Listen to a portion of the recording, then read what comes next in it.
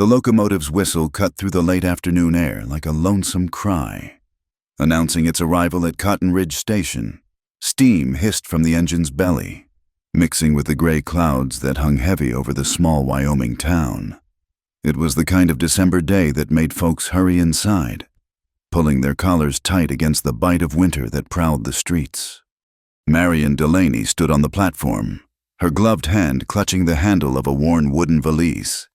The other passengers had already dispersed, rushing toward warmth and familiar faces. She remained still, watching their retreating backs disappear into the gathering dusk. Her traveling dress, once a respectable dark green, showed the dust and wear of 3 days' journey from Missouri. The hem was frayed where it had caught on the train steps, and her boots, practical rather than fashionable, bore the scuff marks of too many miles. She reached into her coat pocket and withdrew a letter, its edges soft from handling. The ink had begun to fade, but she knew the words by heart. "Come to Cotton Ridge. There's work here for a woman of your skills. And family ought to stick together in hard times. Your cousin, Harold Pemberton." Harold Pemberton, a man she'd met perhaps twice in her childhood, whose face was as vague in her memory as morning mist. But when the factory in St. Louis had closed its doors and her landlady had given her 2 weeks to settle accounts, his letter had seemed like Providence itself. The station master emerged from his office, a stocky man with graying whiskers and suspicious eyes. He'd been watching her through the window, she realized, waiting to see if she'd move along on her own. "Help you, miss?" His tone suggested he'd rather not. "I'm looking for Harold Pemberton's residence." She kept her voice steady, though her fingers tightened on the valise handle. "He's expecting me." The man's expression shifted, something between pity and discomfort crossing his weathered features. He cleared his throat, spat tobacco juice into a brass spittoon near the door. "Harold Pemberton passed on 6 weeks back. Lung fever took him quick." The platform seemed to tilt beneath her feet. Marion gripped the nearest post, the rough wood biting through her thin gloves. 6 weeks. The letter in her pocket was dated 2 months prior. While she'd been selling her few possessions and securing train fare, Harold had been dying. His house, she managed, sold to pay debts. Weren't much anyway, just a 2-room place near the mills. The station master shifted his weight, eager to be done with this conversation. "You got folks to wire someone expecting you elsewhere." She almost laughed at that. If there were someone, anyone, she wouldn't have come to Cotton Ridge chasing the promise of a cousin she barely knew. "No," she said simply. "No one." The wind picked up, driving the first fat snowflakes against the station windows. The station master glanced at the darkening sky and muttered something under his breath about damn fools and weather. "There's Mrs. Hartley runs a boarding house on 3rd Street. Might have a room if you got the money for it." Money. She had exactly $3.40 to her name, carefully hoarded for emergencies. This seemed to qualify. "Which way to 3rd Street?" He pointed vaguely northwest, already retreating to his warm office. 4 blocks that way. Turn left at the Mercantile. Big yellow house. Can't miss it. Better hurry she don't open the door after dark." The door closed with a decisive thud, leaving Marion alone on the platform. She straightened her spine, a gesture that had become habit over the years. No use standing here until she froze. She'd faced worse, though, at the moment. She couldn't quite recall when. The main street of Cotton Ridge was wider than she'd expected, built to accommodate cattle drives in warmer months. Now it lay nearly empty, shops closing against the coming storm. A few townspeople hurried past, heads down, intent on reaching shelter. None spared her more than a curious glance. She passed the Mercantile Johnson's Dry Goods, according to the painted sign, and turned left as directed. The boarding house should have been visible, but the swirling snow had thickened, turning the world into a white maze. Her boots slipped on the wooden sidewalk, already slick with fresh snow. "You lost, miss." The voice came from her left. A woman stood in a doorway, wrapped in a thick shawl. Her face was kind but wary, the expression of someone who'd learned to measure strangers carefully. I'm looking for Mrs. Hartley's boarding house. 2 blocks more, but she's full up. Cowboys from the Rocking M came in yesterday, took the last rooms. The woman paused, studying Marion's tired face and travel-worn clothes. You just come in on the train. Yes, I had arrangements, but they've fallen through. It was a gentle way of saying she'd traveled hundreds of miles to find a dead man and no future. The woman clucked her tongue. This storm's fixing to be a bad one. You can't be wandering the streets. She glanced back into the warmth of her shop, a milliner's, by the looks of the hat forms in the window.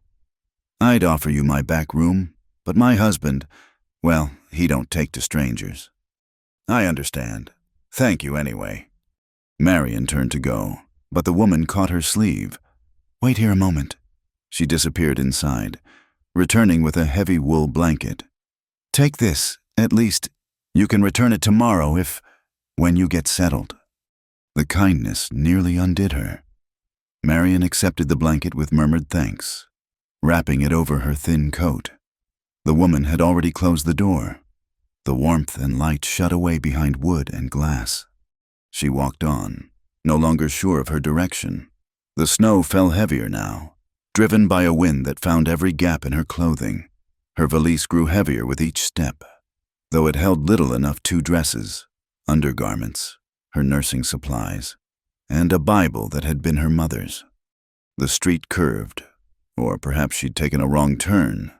The buildings looked different here, more spread out. A church steeple rose through the white veil, and beyond it, what might have been grain storage or... No room at the inn, I see. She startled at the voice, nearly dropping her valise. A man stood near the corner of what appeared to be a feed store, his hat pulled low against the snow. She couldn't make out his features in the gathering dark, but something in his stance, still watchful, made her step back. I beg your pardon. The blanket. He gestured toward it. That's Mrs. Palmer's. She only gives those out when someone's in trouble. He stepped closer, and she could see him better now. Tall, broad-shouldered, with the kind of weathered face that suggested more time outdoors than in. Dark eyes regarded her without particular warmth or hostility, just a sort of careful assessment. I'm looking for lodging, she said, lifting her chin. She'd learned long ago that showing weakness invited worse trouble. In this weather, he glanced at the sky, then back at her. Every room in town's taken. Cattle buyers, mostly. Bad timing for a visit. I'm not visiting. I came for work. What kind of work? The question was blunt, but not unkind. Still, she hesitated. Nursing work in a cattle town, she'd imagined there might be need, with Harold's help to establish her. Without him. I'm a trained nurse, she said finally. Though I suppose that matters little now. He studied her for a long moment. Snow gathered on the shoulders of his heavy coat, on the brim of his hat. You got anywhere to go tonight, Truth? Now this ain't weather for pride. Pride? Is that what kept her standing here, pretending she had options? The wind cut through Mrs. Palmer's blanket like it was paper. Her fingers had gone numb inside her gloves. No, she admitted. Nowhere. He nodded, as if he'd expected that answer. Sheriff's office is 2 streets over. They got a cot in the back cell. Use it for drunks, mostly. It ain't much, but it's warm. A jail cell. She'd fallen that far, then, but what choice did she have? Freeze to death rather than accept charity that came with bars? That's kind of you to suggest, she said stiffly. Ain't kindness, just sense. He pulled his coat collar higher. Course, there's another option. She waited, knowing she shouldn't hope but unable to stop herself. I got a place outside town. Big enough. You could have the upstairs room tonight, figure things out come morning. He must have seen her expression change because he added quickly, I ain't asking nothing for it, just don't believe in letting folks freeze when I got empty rooms. Every instinct warned against it. A stranger's house, outside town, in a blizzard. But the alternative was a jail cell, if they'd even give her that. And something in his manner, direct, unsentimental, suggested he meant exactly what he said. No more, no less. I don't even know your name. Cole Thorne. I run cattle south of here. Been in town for supplies. He gestured toward a wagon parked nearby, loaded with sacks of feed and salt. You make up your mind quick. Miss, this snow ain't waiting for nobody. Marion looked up at the sky, now completely dark except for the swirl of white. The wind howled between buildings like a living thing. In the morning, she told herself, in the morning she could find work, make proper arrangements, become respectable again. Tonight, she just needed to survive. Marion Delaney, she said. And I accept your offer, Mr. Thorne, with thanks. He took her valise without ceremony, setting it in the wagon bed among the supplies. Best climb up. It's 3 miles, and the road's getting worse. She let him help her onto the wagon seat, his hands impersonal but steady. He swung up beside her, gathering the reins with practiced ease. The horses, 2 sturdy bays, stamped and blew steam in the cold air. As they pulled away from the shelter of the buildings, the full force of the storm hit them. Marion huddled deeper in the blanket, grateful for its wool warmth. Beside her, Cole Thorne drove in silence, apparently untroubled by the weather that seemed determined to scour them from the earth. She'd come to Cotton Ridge looking for family, for a new beginning. Instead, she'd found a dead cousin and a stranger's charity. But she was alive, and for tonight, that would have to be enough. The wagon rolled on through the white darkness, carrying her toward an unknown house and an uncertain tomorrow. Behind them, the lights of Cotton Ridge disappeared one by one, swallowed by the storm. The storm had worsened by the time they reached the outskirts of Cotton Ridge. Cole Thorne guided the wagon with the sureness of a man who'd traveled this road in all weather, though Marion could barely see past the horses' heads through the driving snow. The wheels found ruts in the road, following them like rails, while the wind tried to tear Mrs. Palmer's blanket from her shoulders. Neither spoke during the journey. What was there to say? She was accepting charity from a stranger, and he was offering it for reasons she couldn't fathom. The social rules that governed such situations seemed as distant as the warm parlors of St. Louis, made irrelevant by the immediate need to survive. After what felt like hours but was likely less than one, shapes emerged from the white void: a barn, solid and dark, then fence posts marching in a ragged line, and finally, the house itself.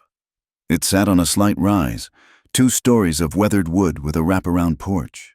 Even in the storm, Marion could see it was substantial, built to last through Wyoming winters and scorching summers alike. Cole pulled the team up near the barn. "Wait here," he said, the first words he'd spoken since leaving town. He dropped down from the wagon and disappeared into the barn's dark mouth. A moment later, yellow light spilled out as he lit a lantern. Marion sat alone on the wagon seat, snow gathering on her shoulders and lap. The house loomed before her, dark windows reflecting nothing. It had the peculiar stillness of an empty place, though surely someone waited inside a housekeeper. Perhaps, or she hadn't asked if he was married. The thought struck her with sudden force. Of course he'd have a wife. Men with houses like this, with successful cattle operations, didn't live alone. She'd be explaining herself to some suspicious woman within minutes, justifying her presence in ways that would satisfy no one. Cole emerged from the barn, the lantern swinging from one hand. "Horses are settled," he said, reaching up to help her down. "Let's get inside before we freeze solid." Her legs had stiffened during the ride, and she stumbled slightly as her boots hit the ground. His hand steadied her elbow, withdrawn as soon as she found her balance. He retrieved her valise and led the way to the house, up 3 steps to the broad porch.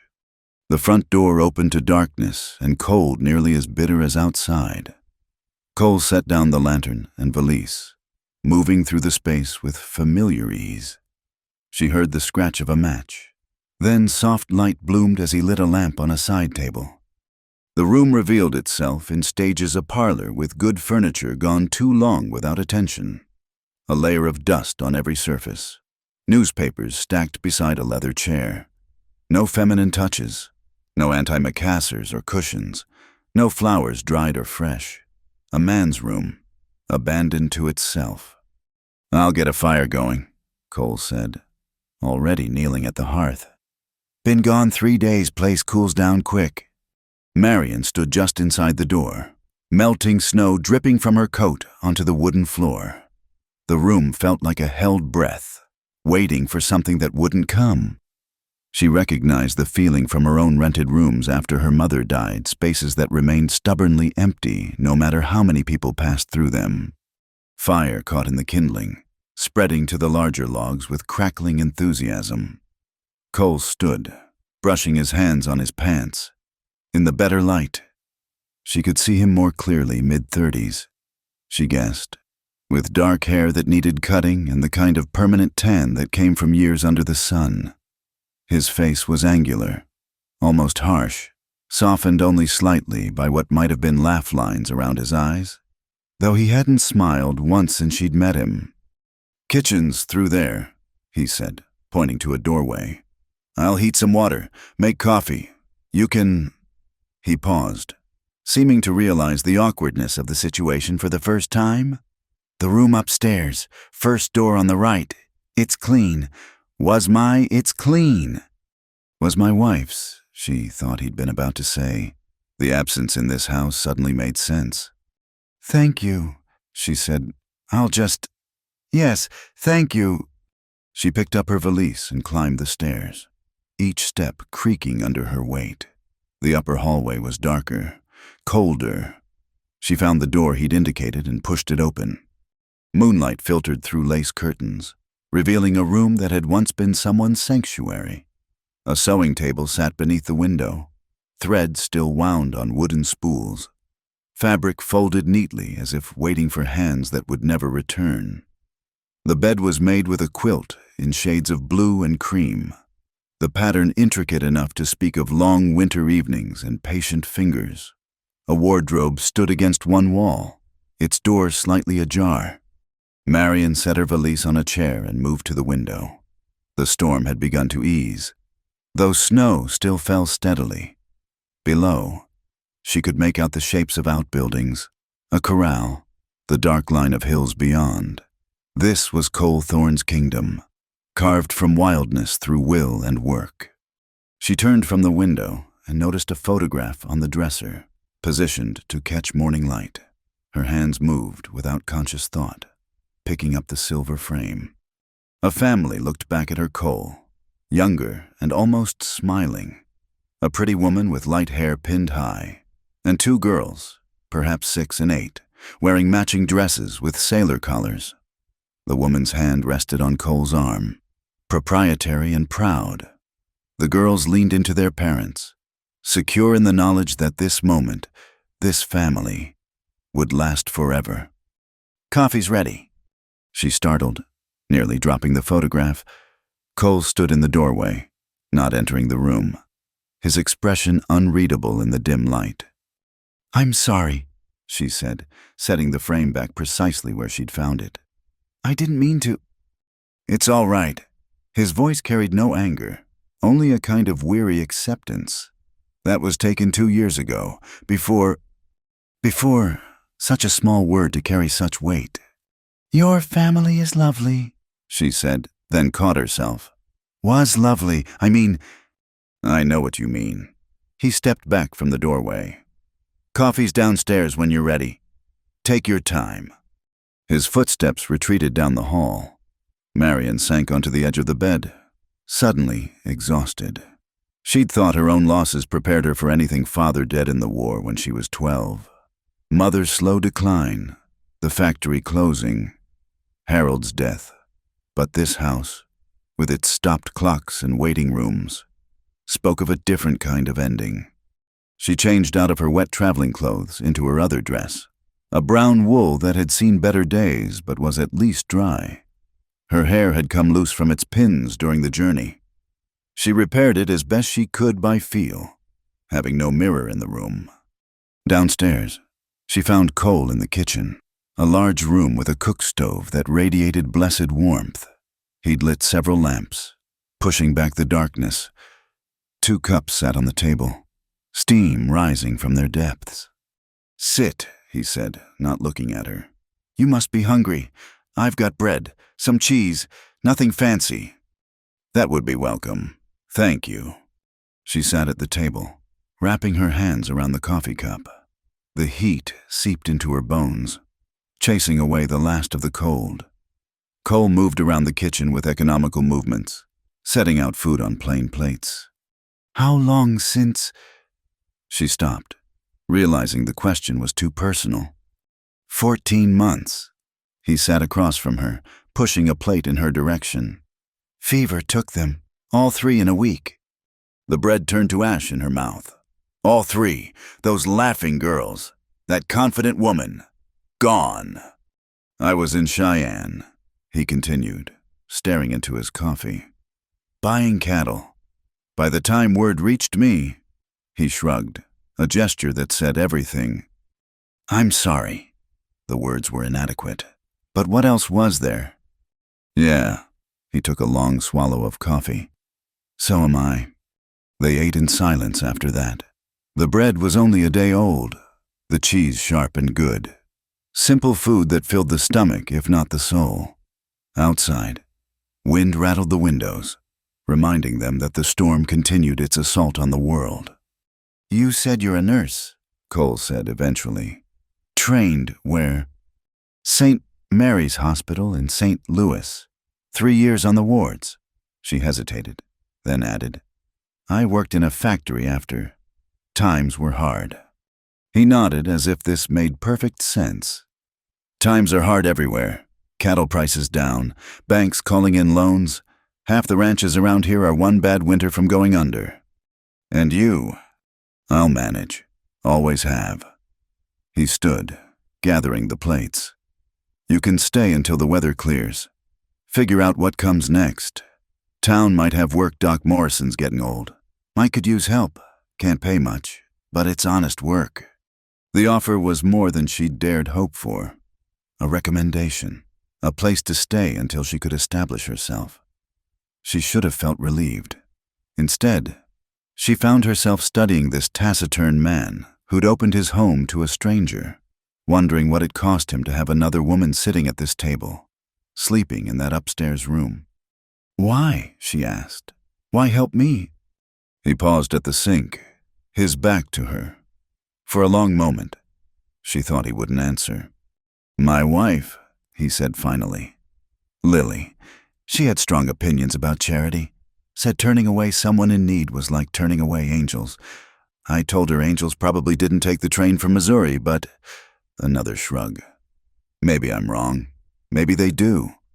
He turned then, and she saw something in his face that made her heart constrict, not pain. Exactly. But a kind of terrible patience, as if he were waiting for something he knew would never come. "The room's yours as long as you need it," he said. "I sleep down here anyway. Got a cot in the study. You won't be bothered." Mr. Thorne." "Cole," he corrected. "And don't thank me again. Like I said, empty rooms don't do anybody any good." He showed her where things were: extra blankets, the privy out back, how to bank the fire in the parlor stove. His manner was matter-of-fact, as if having a strange woman in his house was nothing unusual. Perhaps grief had burned away his capacity for surprise, leaving only practical considerations. When she finally climbed the stairs again, the house had warmed considerably. She paused at the door to what she now thought of as Lily's room. Hand on the knob. Somewhere in this house, 2 children had played. A woman had sewn by that window, watching for her husband's return. Life had moved through these rooms like water through cupped hands. Impossible to hold. She entered the room and closed the door softly behind her. The storm continued outside, but here, surrounded by the careful artifacts of another woman's life, Marion Delaney finally felt something like safe. She didn't know that downstairs. Cole Thorne sat in his study with a glass of whiskey, staring at nothing. She didn't know that having her in the house, footsteps overhead. Another plate at dinner both eased and sharpened the ache he'd carried for 14 months. She knew only that tomorrow would come, bringing new challenges and choices, and that tonight she had a roof over her head and the possibility, fragile as new ice, of beginning again. The wind sang its lonely song against the windows, and somewhere in the darkness, wolves howled their agreement. But inside the house on the rise, two broken people sheltered from more than just the storm, neither knowing that fate had set them on a path neither had asked for, but both desperately needed. The first gray light of dawn crept through the lace curtains when Marian woke, disoriented by the unfamiliar ceiling above her. For a moment she lay still, listening to the house breathe around her timbers settling, wind whispering under the eaves, the distant sound of someone moving downstairs. She rose and dressed quickly in the cold room, her fingers stiff as she worked the buttons. The storm had passed in the night, leaving the world transformed. Through the window, snow lay thick and unmarred, turning the ranch into something from a fairy tale. Icicles hung from the porch roof like nature's chandelier, catching the early sun. The smell of coffee drew her downstairs. She found Cole in the kitchen, standing at the stove with his back to her. He'd already been outside, snow clung to his boots, and his coat hung by the door, steam rising faintly from its folds. "Morning," he said without turning.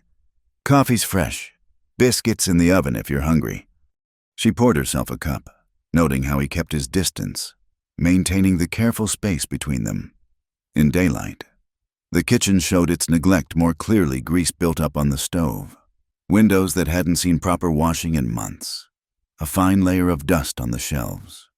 "I could clean," she offered, the words coming before she'd thought them through. "While I'm here, to earn my keep." He turned then, studying her with those dark eyes that seemed to see too much. "You don't owe me anything." "Nevertheless," she straightened her spine, meeting his gaze. "I'm not accustomed to taking charity." Something flickered across his face, surprise, perhaps, or recognition. "Suit yourself. Cleaning supplies are in the pantry." He pulled on his coat. "I'll be in the barn. Got stock to tend." After he left, Marian stood alone in the kitchen, wondering what she'd just committed herself to. But work was better than idleness, better than sitting in that upstairs room surrounded by another woman's life. She found an apron hanging on a peg, Lily's, surely, and after a moment's hesitation, tied it around her waist. The pantry yielded soap, rags, and a bucket. She heated water on the stove and began with the windows, watching the glass emerge from beneath months of grime. As she worked, the house began to reveal itself good bones, as her mother would have said. Quality construction meant to last generations. She found herself humming, an old hymn from childhood. As she moved through the kitchen, the work was familiar, comforting in its simplicity. At the hospital, she'd scrubbed floors when not tending patients, believing cleanliness was its own medicine. Her hands remembered the rhythm, even if her back protested after months of lighter factory work. By noon, the kitchen gleamed. She'd scoured the stove, washed the windows inside and out, even tackled the sticky residue on the shelves. Sweat dampened her collar despite the cold, and satisfaction warmed her better than any fire.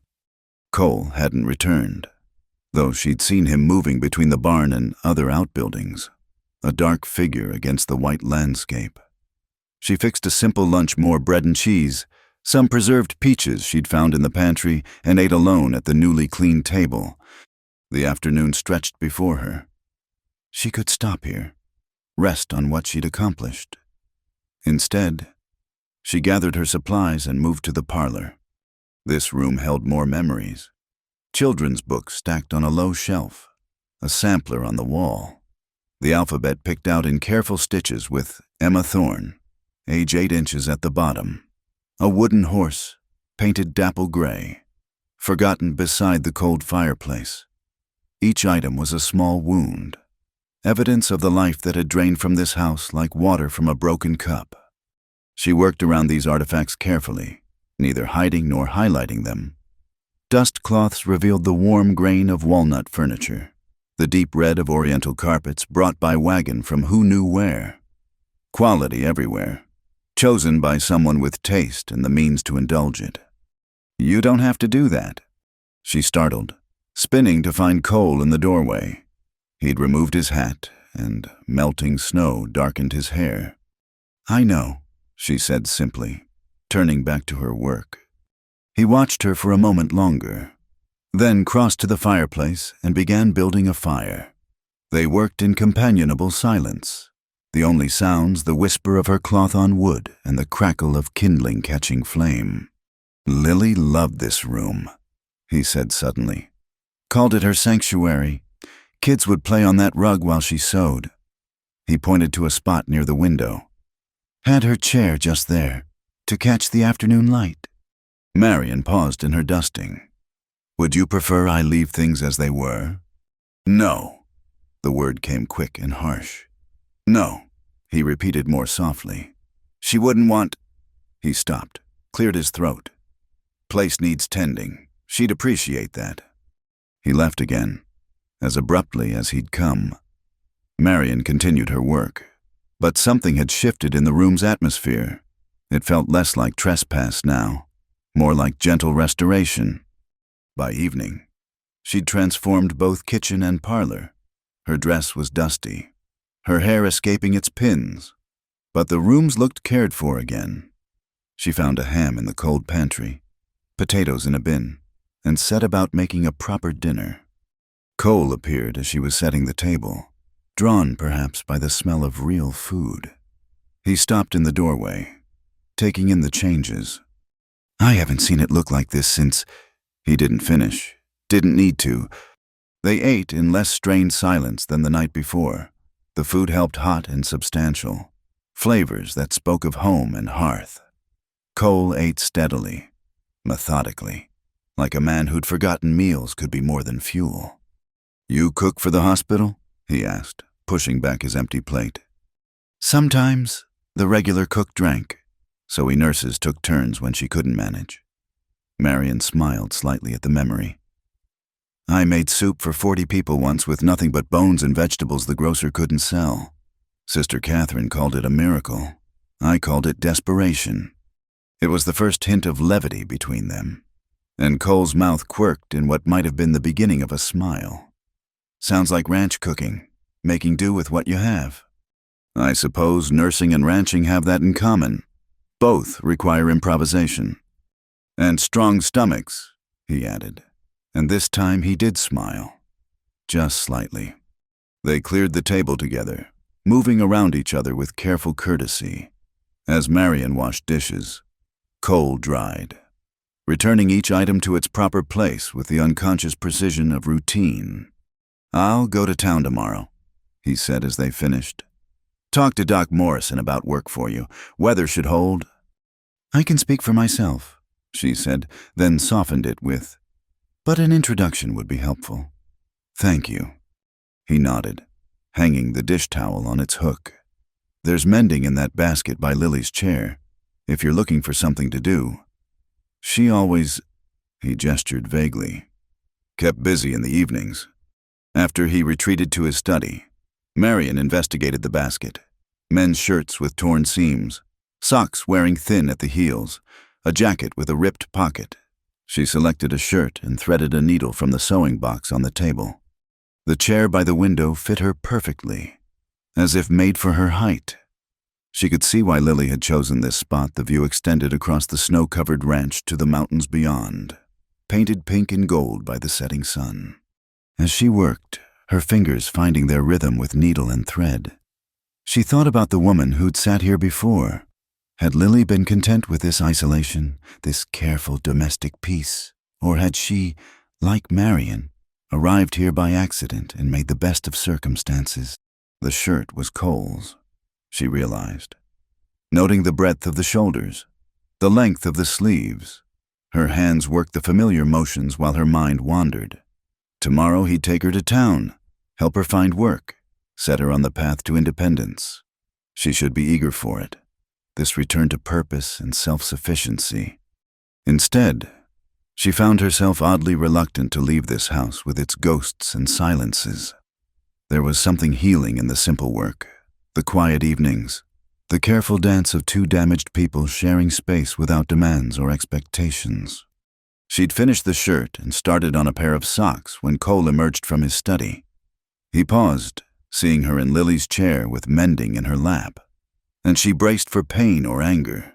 Instead, his expression held something more complex, a kind of wondering sadness, as if seeing a familiar scene through rain-washed glass. "She always said mending was thinking time," he said quietly. "Used to work out all her problems with needle and thread." "It is soothing," Marion agreed. "The hands stay busy while the mind sorts things through." He moved closer, drawn perhaps by the domestic peace of the scene. "What does your mind sort tonight?" The question surprised her with its directness. "Whether I'm running towards something or away from it," she answered honestly. "Coming here, looking for work in a strange place." "Maybe both," he suggested. "Most folks are." "And you," she kept her eyes on her work. "What are you running from?" "Nothing. Everything." He sank into the other chair, the one that must have been his in happier times. "Some days I think about selling up, heading further west, California, maybe, or Oregon, somewhere without memories on every fence post. But you stay." "I stay." He stared into the fire. "Can't say why, exactly. Stubbornness, maybe, or hope that it'll get easier." "Does it?" He considered this. "Different, maybe. Not easier, just different." They sat in companionable quiet as full dark settled over the ranch. The fire popped and settled, sending shadows dancing on the walls. Marion finished the socks and reached for another shirt. "You should keep the room," Cole said suddenly, "while you're in town. If the work doesn't come with lodging, no sense paying for what's sitting empty here." She looked up. Needle paused. "People would talk." "People talk anyway. Let them." His jaw set in a stubborn line. "Won't be the worst thing they've said about me." She wanted to ask what he meant, but his closed expression discouraged questions. Instead, she said, "We'll see what tomorrow brings. No sense borrowing trouble." "Practical. Lily would have liked that about you." He stood abruptly. "I'll be up early. Leave when you're ready." After he left, Marion sat alone in the circle of lamplight, her hands idle now on the mending. The house settled around her, beams adjusting to the cold, windows rattling gently in their frames. Somewhere in the walls, mice scratched out their small lives. She thought about Harold Pemberton, dead these 6 weeks, and the letter that had brought her here, about factory girls bent over their machines, and the hospital wards that smelled of carbolic and despair, about her mother's final days in their 2-room flat, and the hymns they'd sung to ease the passing. All of it had led here, to this moment, this house, this careful kindness from a grieving stranger. Perhaps that's how life worked, not in grand designs, but in small turnings, each loss opening the door to something unexpected. She banked the fire as Cole had shown her and climbed the stairs to Lily's room. Tomorrow would bring town and talk and the business of building a new life. But tonight, she had a warm bed, a full stomach, and the peculiar comfort of being useful in a house that needed tending. As she lay down, she whispered a prayer for the woman who'd slept here before, for the little girls who'd played in these rooms, for the man downstairs who carried such terrible patience in his bones, and for herself, cast up on the shore by storms she hadn't seen coming, grateful despite everything for the shelter of strangers and the possibility of grace. The trip to town took less time than the storm-blind journey 3 nights ago. In daylight, Marion could see the landscape properly rolling hills dotted with scrub brush, distant mountains sharp against a crystalline sky, and the occasional ranch house sending smoke signals into the cold air. Cole handled the wagon with the same quiet competence he brought to everything, speaking only to point out landmarks or warn of rough patches in the road. Cotton Ridge looked different by day, bustling with the business of survival. Merchants swept snow from their storefronts. Women hurried between shops with baskets on their arms, and cowboys lounged against hitching posts, watching the world with lazy interest. Several people called greetings to Cole, though he merely touched his hat brim in response. "Doc Morrison's office is above the barber shop," he said, pulling up near a 2-story building. "I'll introduce you, then see about supplies. Take whatever time you need." The climb to the doctor's office tested muscles still sore from yesterday's cleaning. A brass nameplate announced, "Dr. Josiah Morrison, physician and surgeon." The letters worn smooth by years of polishing. Cole knocked and entered without waiting for response. The office smelled of carbolic and pipe tobacco. An elderly man sat behind a cluttered desk. Spectacles perched on his nose as he studied what appeared to be a medical journal. He looked up at their entrance, his face creasing into familiar lines. "Cole, didn't expect to see you in town so soon." His gaze shifted to Marion, sharp despite his years. "And with company. Doc, this is Miss Marion Delaney. She's a trained nurse from St. Louis. Miss Delaney, Dr. Morrison." The doctor rose, extending his hand. His grip was firm, his fingers stained with ink and other things she recognized from her hospital days. "A nurse. Now that's interesting. Sit, both of you. Tell me about this training." Cole excused himself, leaving Marion to make her case. She outlined her experience at St. Mary's, the wards she'd worked, the procedures she'd assisted with. "Doctor." Morrison listened intently, occasionally interrupting with questions that tested her knowledge treatment for fever, setting bones, delivering babies in difficult circumstances. "I won't lie to you, Miss Delaney," he said finally, leaning back in his chair. "The work here isn't what you're used to. Ranch accidents, birthing complications, the occasional gunshot wound, people who wait too long to seek help because they can't afford it or can't spare the time." He studied her over his spectacles. "The pay is modest room and board plus $2 a week, but you'd have independence and purpose, if that matters to you." "It does," she said simply. "Good." He smiled then, years falling away from his weathered face. "Lord knows I need the help. My hands aren't as steady as they once were, and my eyes." He gestured at the thick spectacles. "When can you start?" "Immediately, if needed." "Monday week, then give you time to settle in.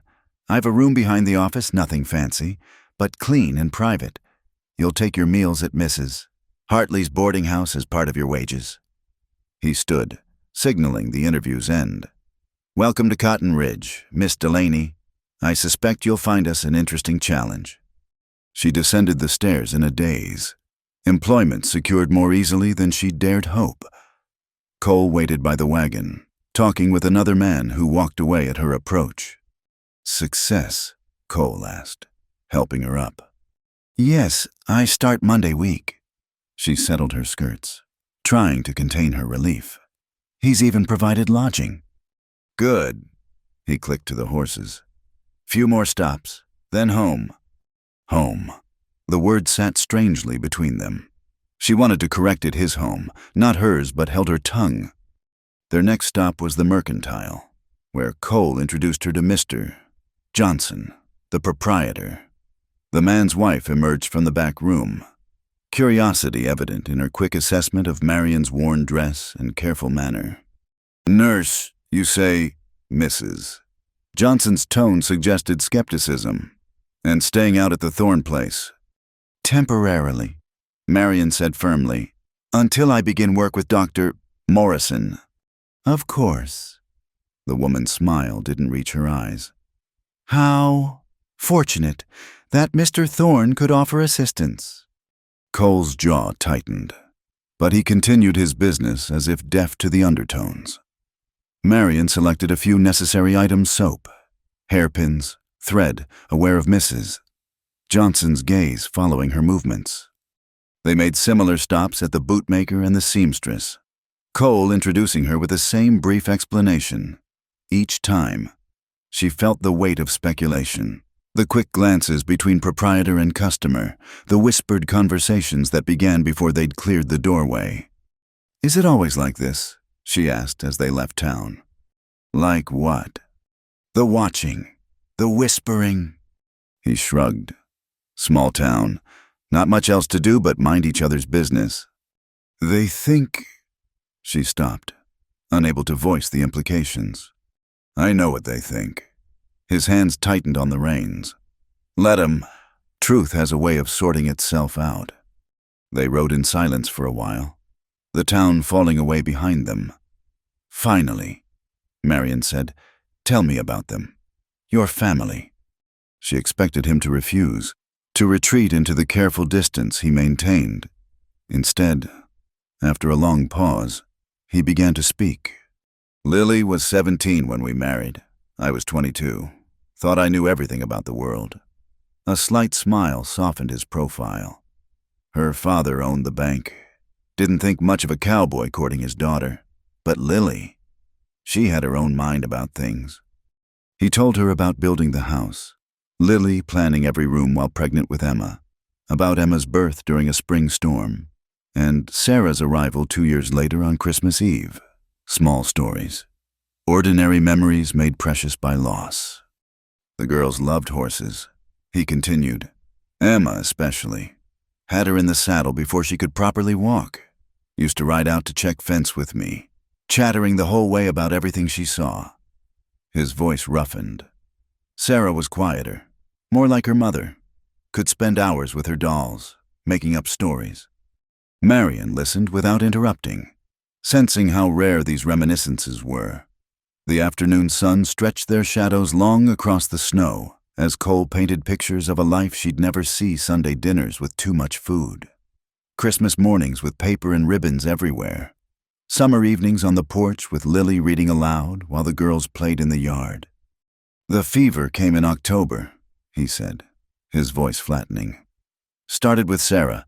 Just a cough at first, nothing worrying.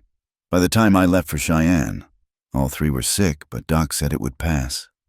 He paused, struggling with the next words. "Emma went first, then Sarah 2 days later. Lily held on until I got home, like she was waiting, died holding my hand, still trying to tell me about the girl's last days." The silence that followed was complete, broken only by the creak of wagon wheels and the breathing of horses. Marion found her eyes burning with unshed tears, her throat tight with borrowed grief. "I'm sorry," she whispered. "So very sorry." "Yeah." He cleared his throat, straightening in the seat. "Well, that's the story. Now you know why the house feels like it does." They were approaching the ranch now, the buildings familiar as if she'd known them years instead of days. As they pulled up near the barn, Marion touched his sleeve lightly. "Thank you for telling me. I know it wasn't easy." He looked at her then, really looked at her, and she saw past the careful control to the raw wound beneath. "Figured you should know whose ghosts you're sharing space with." Inside, the house welcomed them with the warmth she'd cultivated through yesterday's work. Cole tended the horses while she started supper, moving through Lily's kitchen with growing confidence. When he came in, stamping snow from his boots, she had coffee ready and stew warming on the stove. "About Monday," he said over dinner. "I can take you and your things to town, help you settle in." She nodded, though something in her chest tightened at the thought. "That's kind of you." "Not kindness, just—" He searched for words. "What neighbors do." After dinner, she took up the mending again while he read one of the newspapers from the neglected stack. The lamplight created a circle of warmth around them, holding back the darkness beyond the windows. Neither spoke, but the silence had changed quality, become something shared rather than endured. "My mother died 2 years ago," Marion said suddenly, surprising herself. "Consumption. Took months, watching her fade away. After she was gone, I couldn't stay in those rooms. Everything reminded me of her suffering." She paused, needle suspended. "I suppose that's why I came west. looking for somewhere that didn't echo with coughing. Find it. She considered. Maybe, or maybe we carry our ghosts regardless of geography. Maybe, he agreed. But some places make them easier to bear. She looked around the room at the children's books she'd dusted, the sampler on the wall, the photographs she'd carefully cleaned. Yes, some places do. Later, preparing for bed in Lily's room, she found herself studying the photograph again. Now she could attach stories to those faces: Emma on her pony, Sarah with her dolls, Lily planning this very room while life grew within her. The weight of their absence pressed against her chest, made heavier by Cole's halting words. She'd lost family too, but age and illness had claimed them. To lose children, a young wife, to fevered days while you were miles away. She couldn't fathom the guilt that must carry, the terrible weight of survival. Through the floor, she heard Cole moving in his study, the restless pacing of a man who'd forgotten how to sleep easily. Tomorrow she'd pack her few belongings, leave this house of memories for a small room behind a doctor's office. It was what she'd wanted, what she'd traveled so far to find: independence, purpose, a new beginning. Why then did it feel like another loss to add to her collection? She turned down the lamp and lay in the darkness, listening to the house breathe around her. Somewhere outside, a coyote called to its pack, the sound lonely and wild. But here, in this bed that had known love and loss in equal measure, Marian felt an unexpected peace. She'd found more than shelter in this place. She'd found a kindred spirit in grief, someone who understood that survival was sometimes the hardest choice of all. And perhaps, in their careful sharing of space and story, they'd each found something else: the faint possibility that broken things might, with patience and grace, be made if not whole, then at least useful again. The thought followed her into sleep, gentle as a blessing, warm as hope. The wind returned that night with a vengeance, rattling windows and sending drafts through every small gap in the walls. Marian woke to the sound of something banging repeatedly downstairs, a shutter torn loose, perhaps, or a door left unlatched.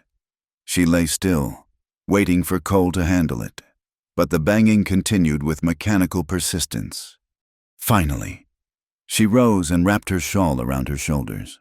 The hallway was pitch black, forcing her to feel her way along the wall. At the top of the stairs, she paused.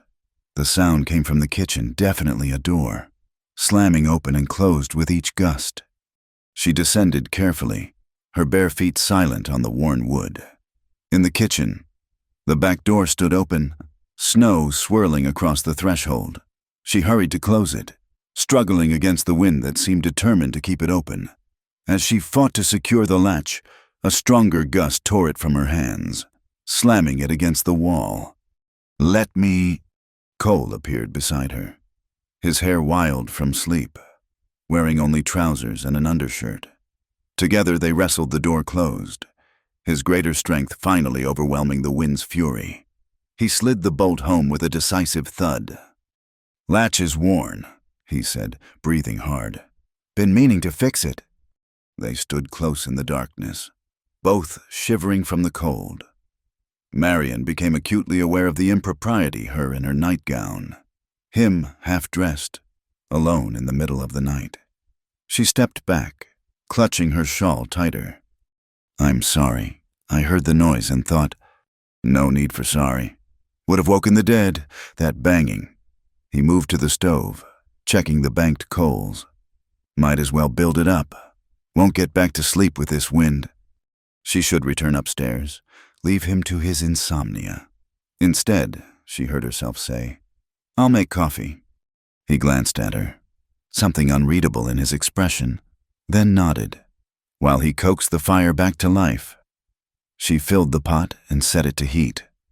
The familiar routine calmed her nerves, gave her hands something to do besides twist in her shawl. "Bad dreams?" he asked, feeding wood into the stove. "No, just the wind." She paused, then admitted, "I don't sleep well in storms. Never have." Lily was the same. He straightened, brushing wood chips from his hands. Used to pace the house, checking windows, making sure the girls were covered. I'd find her down here sometimes, sewing by lamplight rather than lying awake listening. The coffee began to bubble. Marion poured 2 cups, adding sugar to both from memory. They sat at the table, the circle of stovelight holding back the darkness beyond.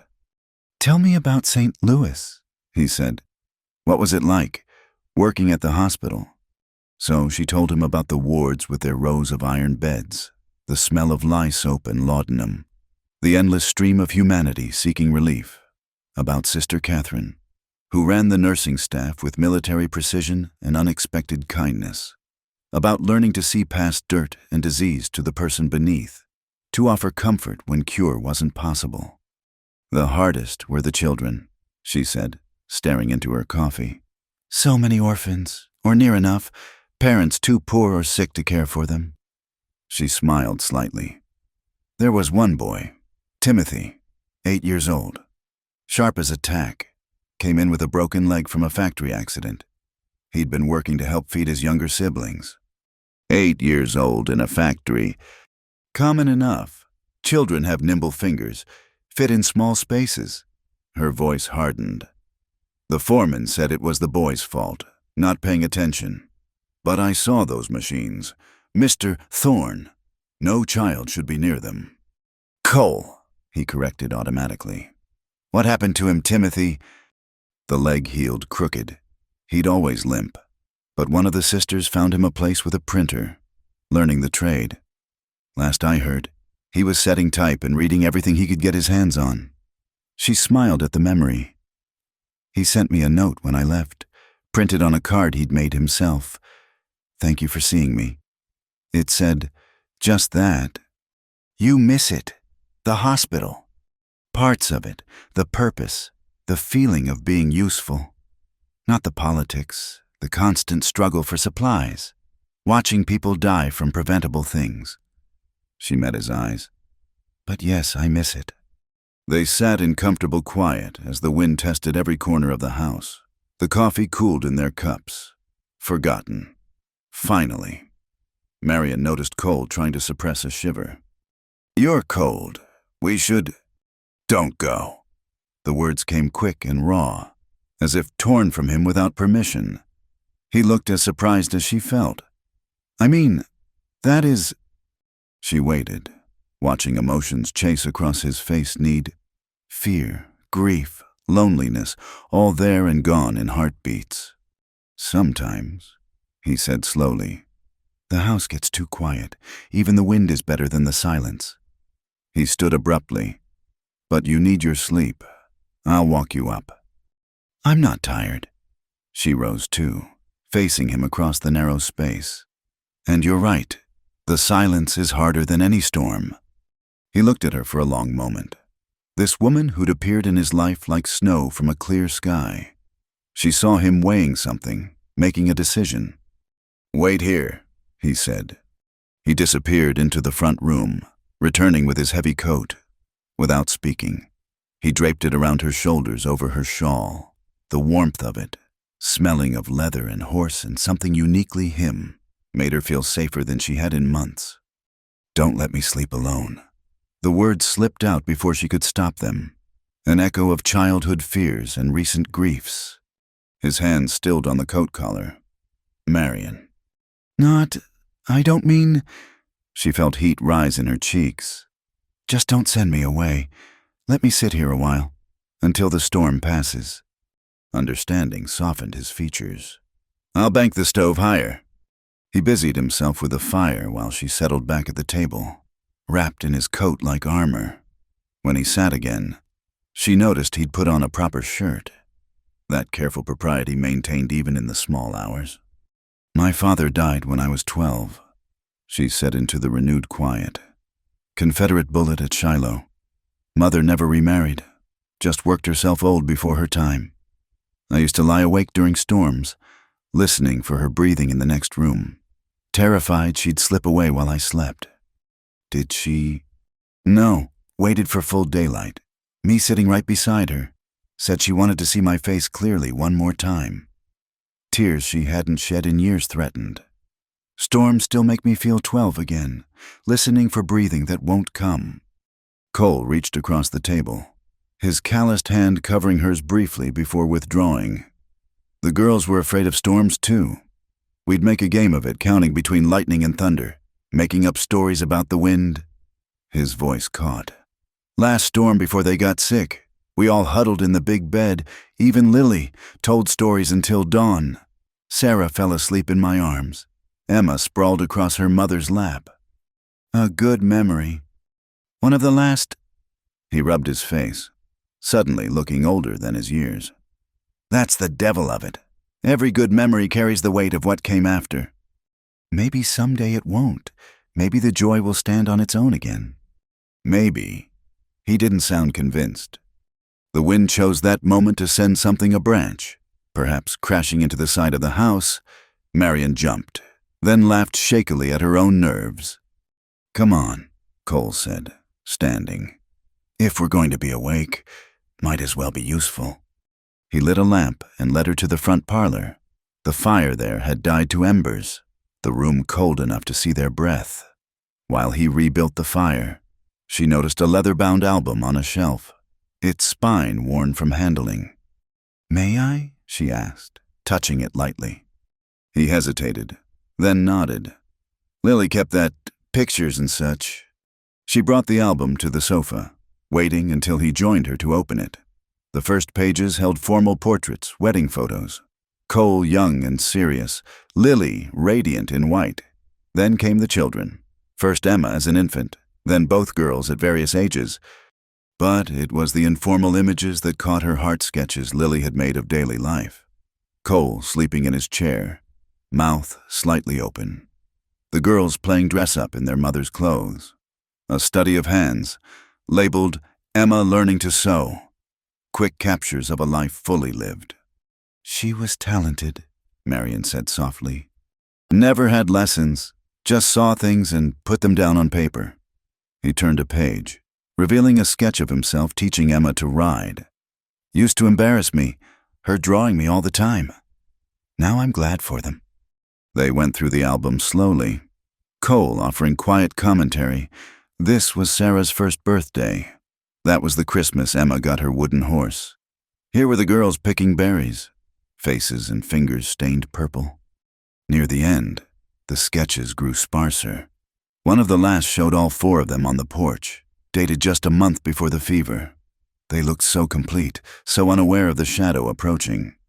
I should have stayed home, Cole said suddenly. Forget the cattle, the money. I should have been here. You couldn't have known. Couldn't I? His voice turned bitter. Lily asked me not to go, said she had a bad feeling. I laughed it off, told her it was just autumn melancholy. Marion closed the album carefully, setting it aside. My mother used to say guilt was the price the living pay for surviving, that it served no purpose but to dishonor the dead. Who'd want us to go on? Easier said than lived. Yes. She pulled his coat closer around her. But we try anyway. What else can we do? The fire had caught properly now, warming the room. Outside, the wind seemed to be calming, its fury spent. Dawn couldn't be far off, though the windows still showed black. You should rest, Cole said. Take the sofa here. If you don't want to go upstairs, I'll sit up.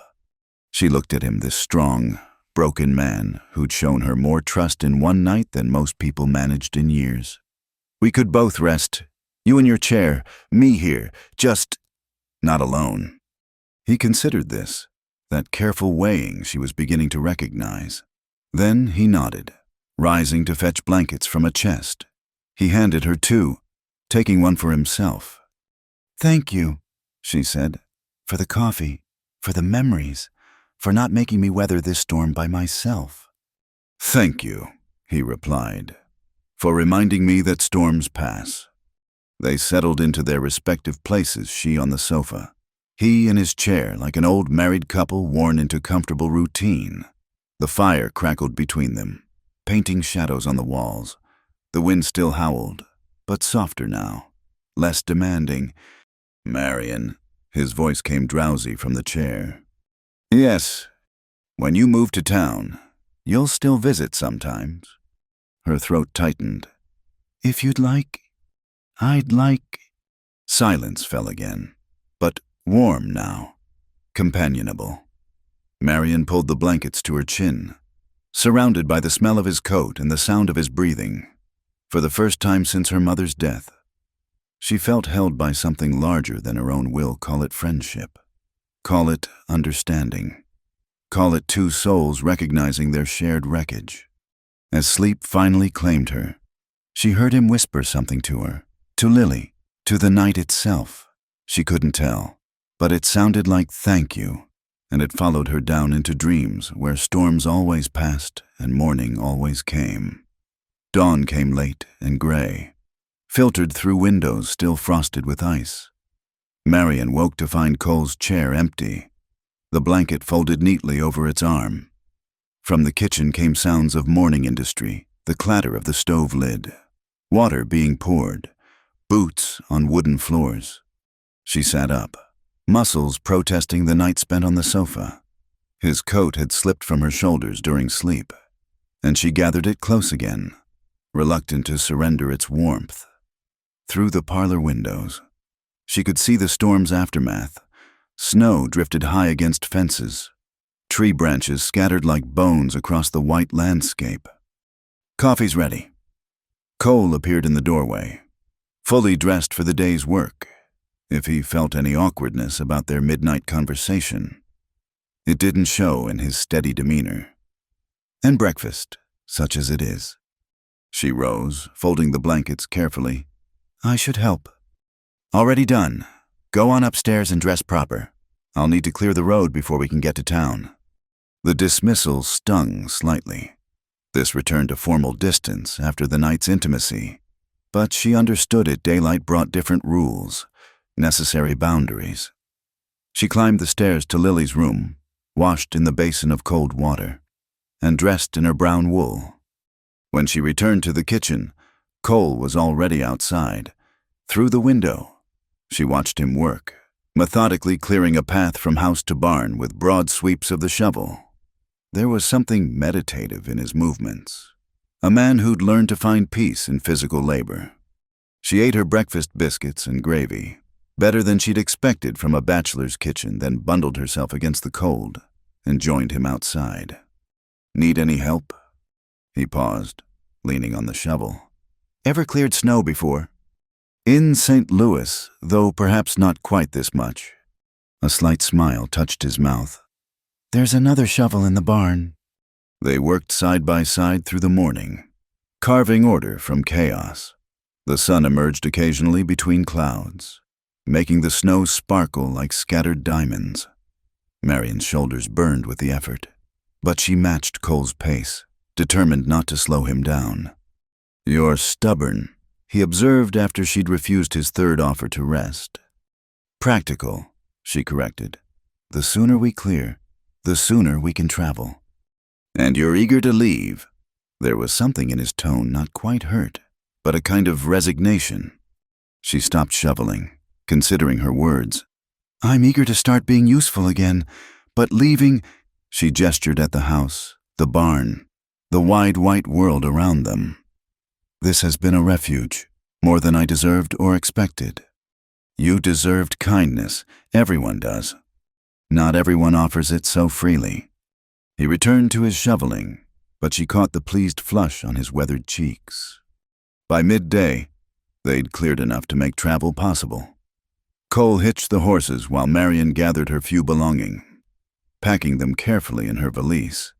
She left Lily's room exactly as she'd found it, the photograph straight on the dresser, the sewing supplies organized in their basket. Only the cleaned windows and dust-free surfaces marked her presence. She paused at the door, memorizing the peaceful space. Somewhere in this room, a woman had dreamed and planned, had nursed babies and mended clothes, had built a life that seemed as permanent as the mountains. Now it stood empty, waiting for... what, another woman, or just the slow accumulation of dust and memory? Ready? Cole called from downstairs. She closed the door softly and descended, her valise bumping against her leg. He waited by the front door, hat in hand, looking uncomfortable. "Before we go," he said, then stopped, clearing his throat. "What I mean is, the room. If town doesn't suit, or if you need, it's here. The room is here." "Cole, I know how it sounds, how it looks, but I can't." He stopped again, jaw working. "The house has been dying by degrees since they left, these past days. Having someone here, seeing the rooms tended."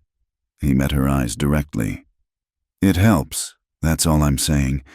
It helps." She wanted to touch his arm, offer comfort, but the moment felt too fragile for such gestures. "I understand," she said simply, "and I'm grateful." The ride to town passed quietly. The storm had transformed the landscape, softening harsh edges and covering scars. Other travelers had begun to emerge, a mail wagon struggling through drifts, ranchers checking fence lines, children playing in yards while their mothers called warnings about wet clothes. Dr. Morrison was in his office, treating a cowboy who dislocated his shoulder in a fall. Marion watched from the doorway as the elderly doctor manipulated the joint back into place, his movements sure despite his claimed infirmities. "Ah, Miss Delaney. And Cole." "Doctor." Morrison washed his hands in a basin, eyeing them both with professional interest. "Come to deliver our new nurse." "As promised," Cole said, "though the storm delayed us some." "I heard you offered shelter," the doctor said carefully. "Very charitable." Something in his tone made Cole stiffen. Anyone would have done the same. "Perhaps, perhaps not." "Doctor," Morrison turned to Marion. "Your room is ready. My dear, nothing fancy, but it has its own stove and a good lock on the door. Let me show you." The room was indeed small but clean, furnished with a narrow bed, a washstand, a single chair, and a small table that could serve as a desk. A single window looked out over the alley behind Main Street, where she could see laundry lines and garbage bins, the working parts of town usually hidden from view. "It's perfect," she said, meaning it. After years of shared quarters and borrowed spaces, this small privacy seemed luxurious. "I'll leave you to settle in." "Doctor," Morrison said, "take today to get organized. Tomorrow we'll discuss your duties properly." He paused at the door. "And, Miss Delaney, welcome to Cotton Ridge. I have a feeling you'll do very well here." Cole had brought up her valise, setting it just inside the door. They stood awkwardly in the small space, too close for propriety, too far for the intimacy they'd shared in the dark hours. "Thank you," she said, "for everything. I don't know how to repay." "No repayment needed." He turned his hat in his hands, a nervous gesture she'd not seen before. "Though, if you're offering, Sunday dinner wouldn't go amiss. Man gets tired of his own cooking." The invitation surprised them both. She saw him almost take it back, then firm his jaw and wait for her answer. "I'd like that," she said softly. "Sunday dinner sounds perfect." Relief flickered across his face. "After church, I could collect you." "I'll find my way. I remember the road." He nodded, settling his hat on his head. At the door, he turned back. "It was good. Having you at the house made it feel less empty." Before she could respond, he was gone, his boots echoing down the stairs. She moved to the window and watched him emerge onto the street, paused to speak with someone, then climb into his wagon. He didn't look back as he drove away, but something in the set of his shoulders seemed lighter than when she'd first seen him. Marion unpacked slowly, arranging her few possessions in the small space. Her dresses hung on pegs behind the door. Her mother's Bible found a place on the table. Her nursing supplies went into the drawer of the washstand, ready for tomorrow's work. As afternoon faded to evening, she ventured out to find Mrs. Hartley's boarding house and claim her first meal. The dining room buzzed with conversation traveling salesmen, unmarried clerks, a few widows who'd taken permanent residence. She ate quietly at a corner table, listening to the flow of town gossip around her. "That's the new nurse," she heard someone whisper. "the one who stayed at the Thorn place during the storm." "Bold as brass," another voice replied. "Though I suppose desperate times." She kept her eyes on her plate, eating mechanically. Let them talk. She'd faced worse gossip in St. Louis when she'd reported the factory foreman for his wandering hands. Truth had a way of outlasting rumor, given time. Back in her room, she prepared for bed in the unfamiliar space. The narrow bed felt strange after the comfort of Lily's feather mattress.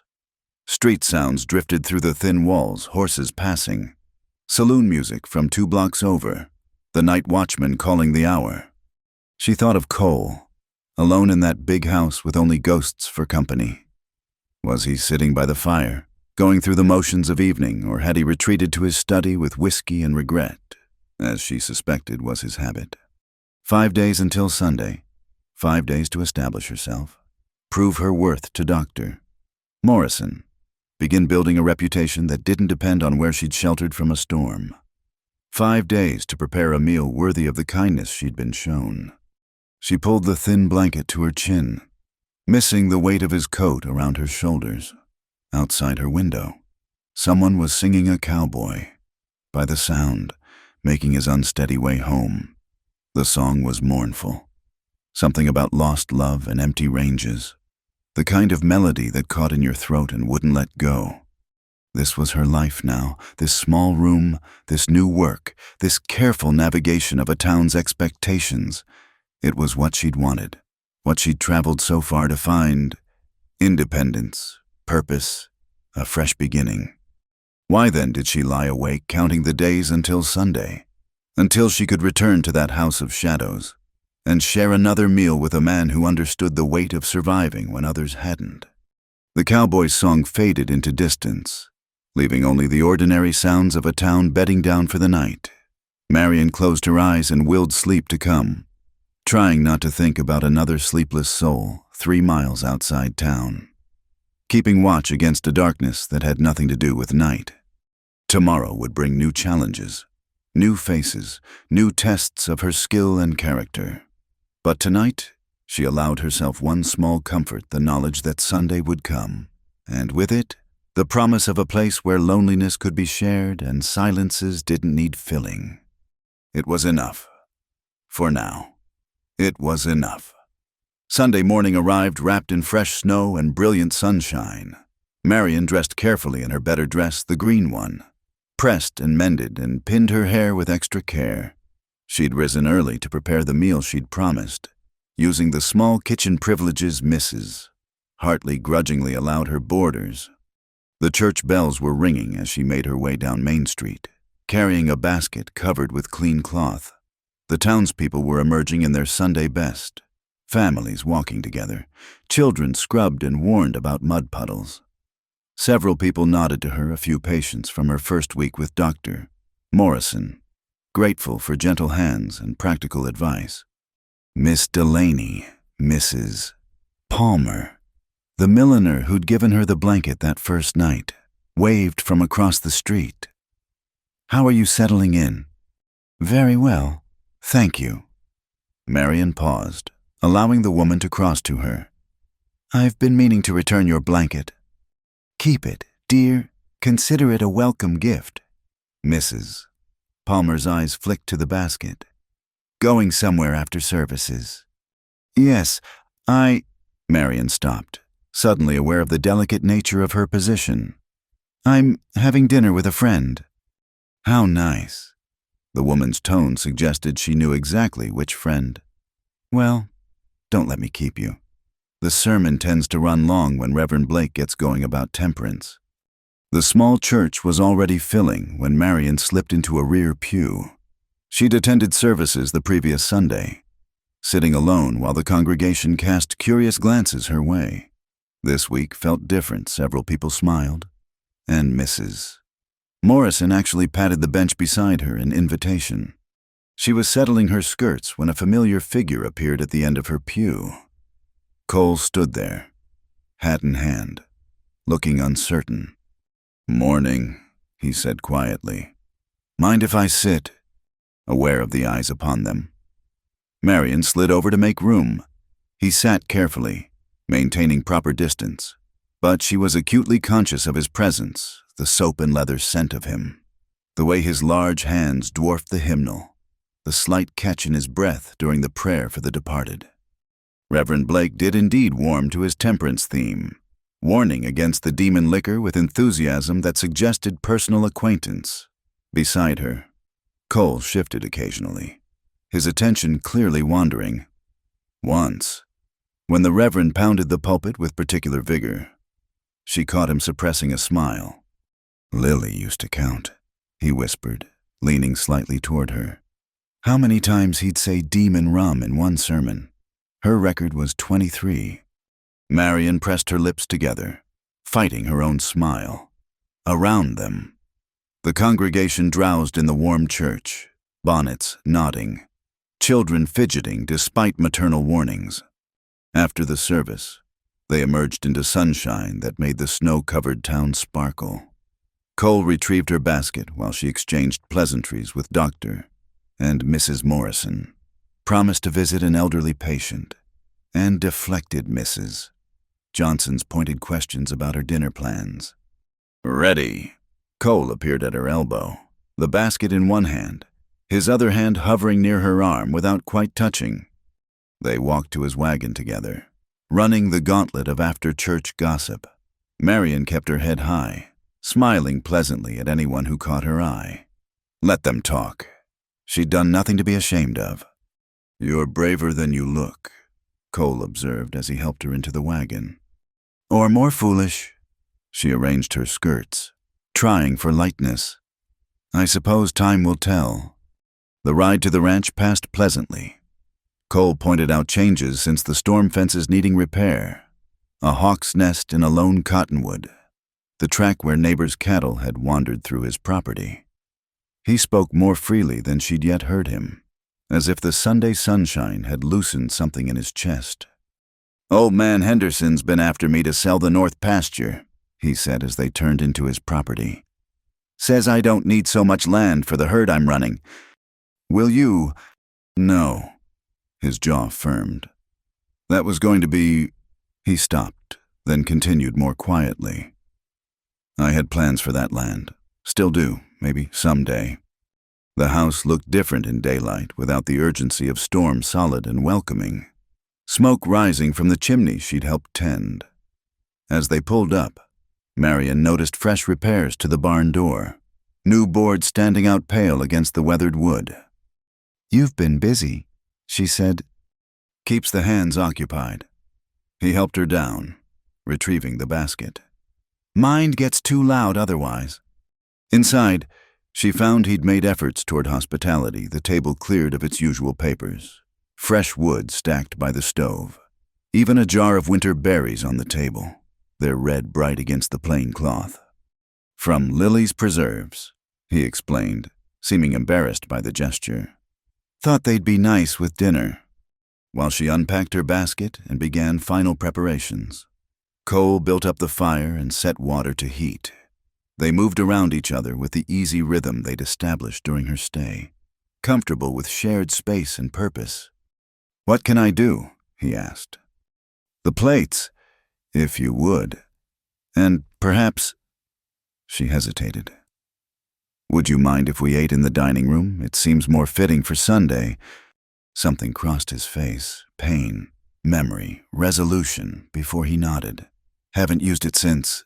But yes, you're right. Sunday deserves better than the kitchen. He disappeared through the doorway. She heard him moving about, the clink of china, the scrape of chairs being adjusted. When she carried in the platter of roasted chicken, she found he'd transformed the space. The table gleamed with polish, set with what must have been Lily's good dishes, blue and white china with delicate flowers around the rim. He'd even found a tablecloth, creased from storage, but clean. It's lovely, she said softly. Lily would have wanted... He cleared his throat. She believed in doing things properly.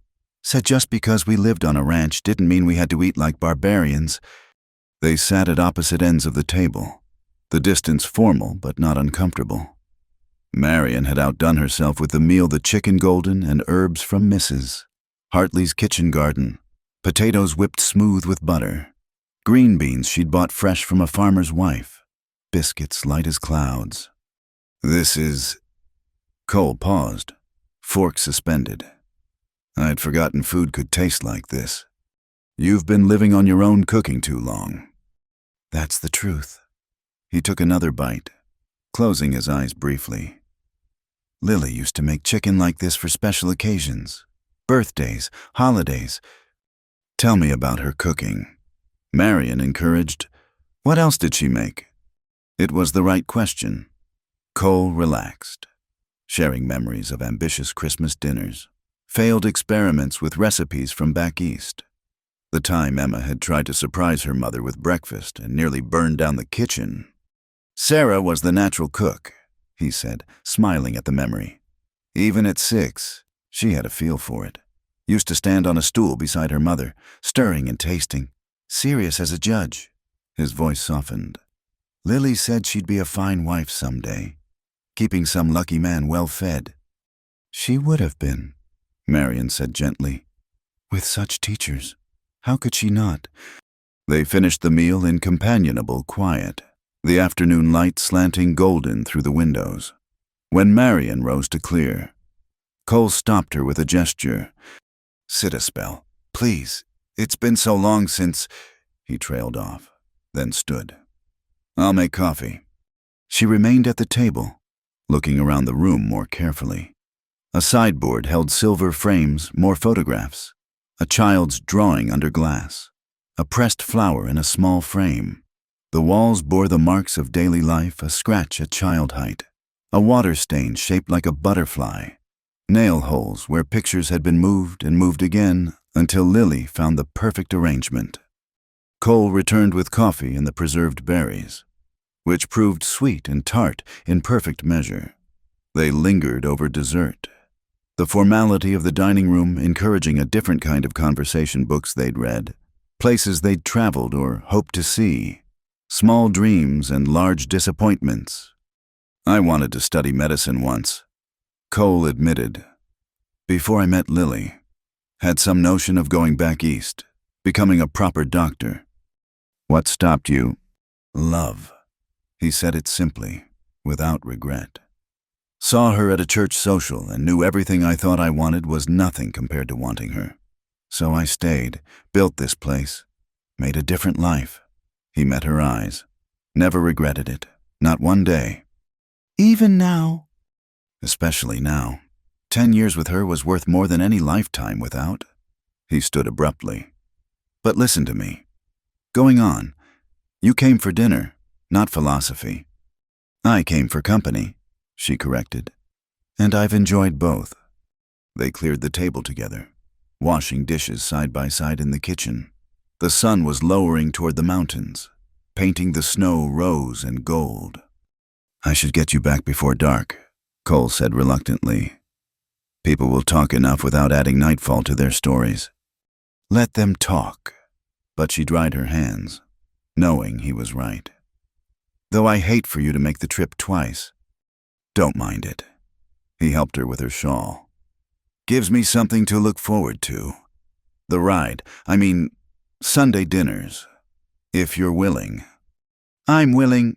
She tied her bonnet strings, fingers trembling slightly. Next week. I'll be there. The ride back to town passed too quickly. They spoke of inconsequential things: the weather forecast, patients she'd treated, repairs needed on the ranch.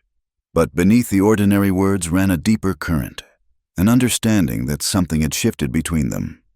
As they reached the edge of town, where lamplight was beginning to bloom in windows, Cole cleared his throat. Marion, what we're doing, these dinners, I need you to know I'm not... He struggled with words.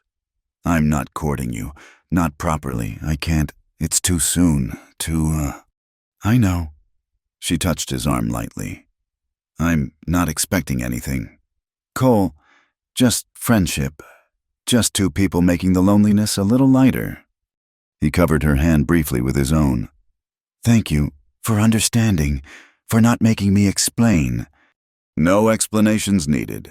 We take what comfort we can find and be grateful for it.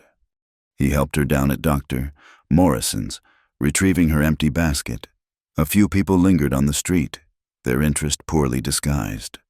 Marion took the basket with a smile, as if returning from Sunday dinner with a widower was the most natural thing in the world. "Until next Sunday," she said clearly, for the benefit of listening ears. "Next Sunday," he agreed, touching his hat brim. "And Miss Delaney, thank you for everything." She watched him drive away, then climbed the stairs to her small room. Already she could hear the whispers starting, speculation running like wildfire through the boarding house dining room below. By tomorrow, the whole town would have opinions about the nurse and the widower, their Sunday dinners, their careful friendship. Let them talk, she thought again, lighting her lamp and settling at her small table with medical texts to review. She and Cole had found something rare, a connection born of shared loss and mutual respect, unburdened by expectations or demands. If the town wanted to make more of it, that was their business. She knew the truth, two wounded souls, helping each other remember that life could still hold sweetness, even when seasoned with sorrow. Outside her window, night settled over Cotton Ridge like a familiar blanket. Somewhere across that darkness, Cole Thorne sat in his empty house, perhaps thinking of dinners past and dinners yet to come, and here, in her small room, Marion Delaney opened her books and began to plan next Sunday's meal, already counting the days until she could return to that table where loneliness had, for a few precious hours, transformed into something almost like peace. The week settled into a rhythm work during the week. Sunday dinners at the ranch, careful friendship observed by an increasingly speculative town. Marion had found her place in Cotton Ridge's daily life, earning respect through competent hands and compassionate care. But the past, as she'd learned, had a way of finding you no matter how far you ran. It was a Thursday afternoon in late March when he walked into Dr. Morrison's office. She was organizing supplies, her back to the door, when she heard the voice that made her blood turn cold. "I'm looking for a woman, Marion Delaney. Heard she might be working here." Elliot Grant. Even after 2 years, she'd know that voice anywhere smooth as oil, with an undertone that suggested ownership of everything it addressed. She turned slowly, squaring her shoulders. He stood in the doorway, better dressed than the average Cotton Ridge visitor in a suit that spoke of city money. His hair was silver at the temples now, adding distinguished years to a face that had always been more clever than handsome. "I'm Mr. Grant," she kept her voice level, professional. "I'm surprised to see you so far from St. Louis." His smile was the same, all teeth and no warmth. "Miss Delaney, or should I say Nurse Delaney, you've come up in the world since leaving my employ." "I was never in your employ. I worked at the Preston factory before you had me dismissed on false charges." Such an ugly word.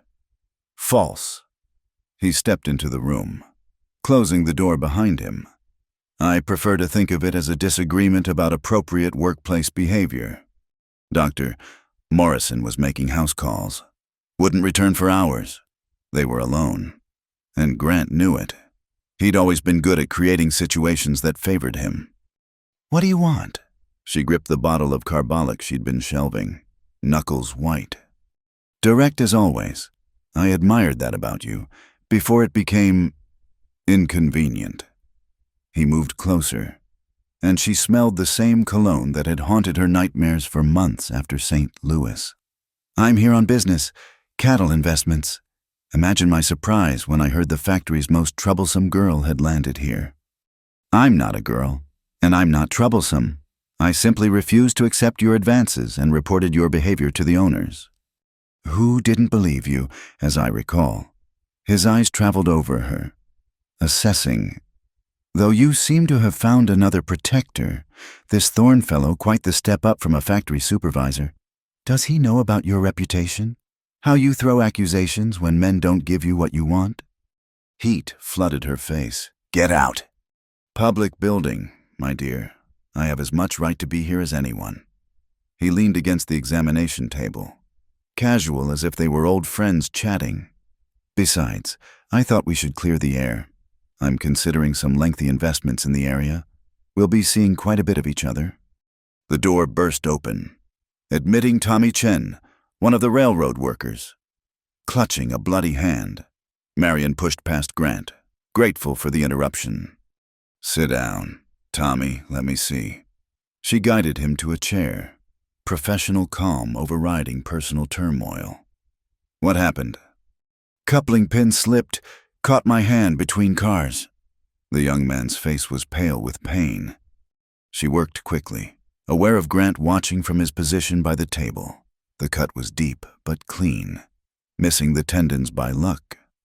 As she cleaned and sutured, she felt Grant's eyes on her hands, her face, storing information for whatever game he was playing. There. She tied off the last stitch, bandaging the hand carefully. "Keep it clean and dry. Come back in 3 days, and I'll check for infection." Tommy paid his fee and left with profuse thanks. Grant hadn't moved. "Quite skilled," he observed. "Though I wonder what the good people of Cotton Ridge would think if they knew the truth about their angel of mercy." "The truth?" She faced him squarely. "That I refused to be cornered in a supply room, that I wouldn't trade favors for keeping my position. That truth." "Your version." He straightened, brushing imaginary dust from his suit. "Mine differs significantly. And I've found people often believe the man with money and connections over the woman with neither." "Is that a threat?" "Merely an observation." He moved to the door, pausing with his hand on the knob. "Give my regards to Mr. Thorne. I hear he's still mourning his family.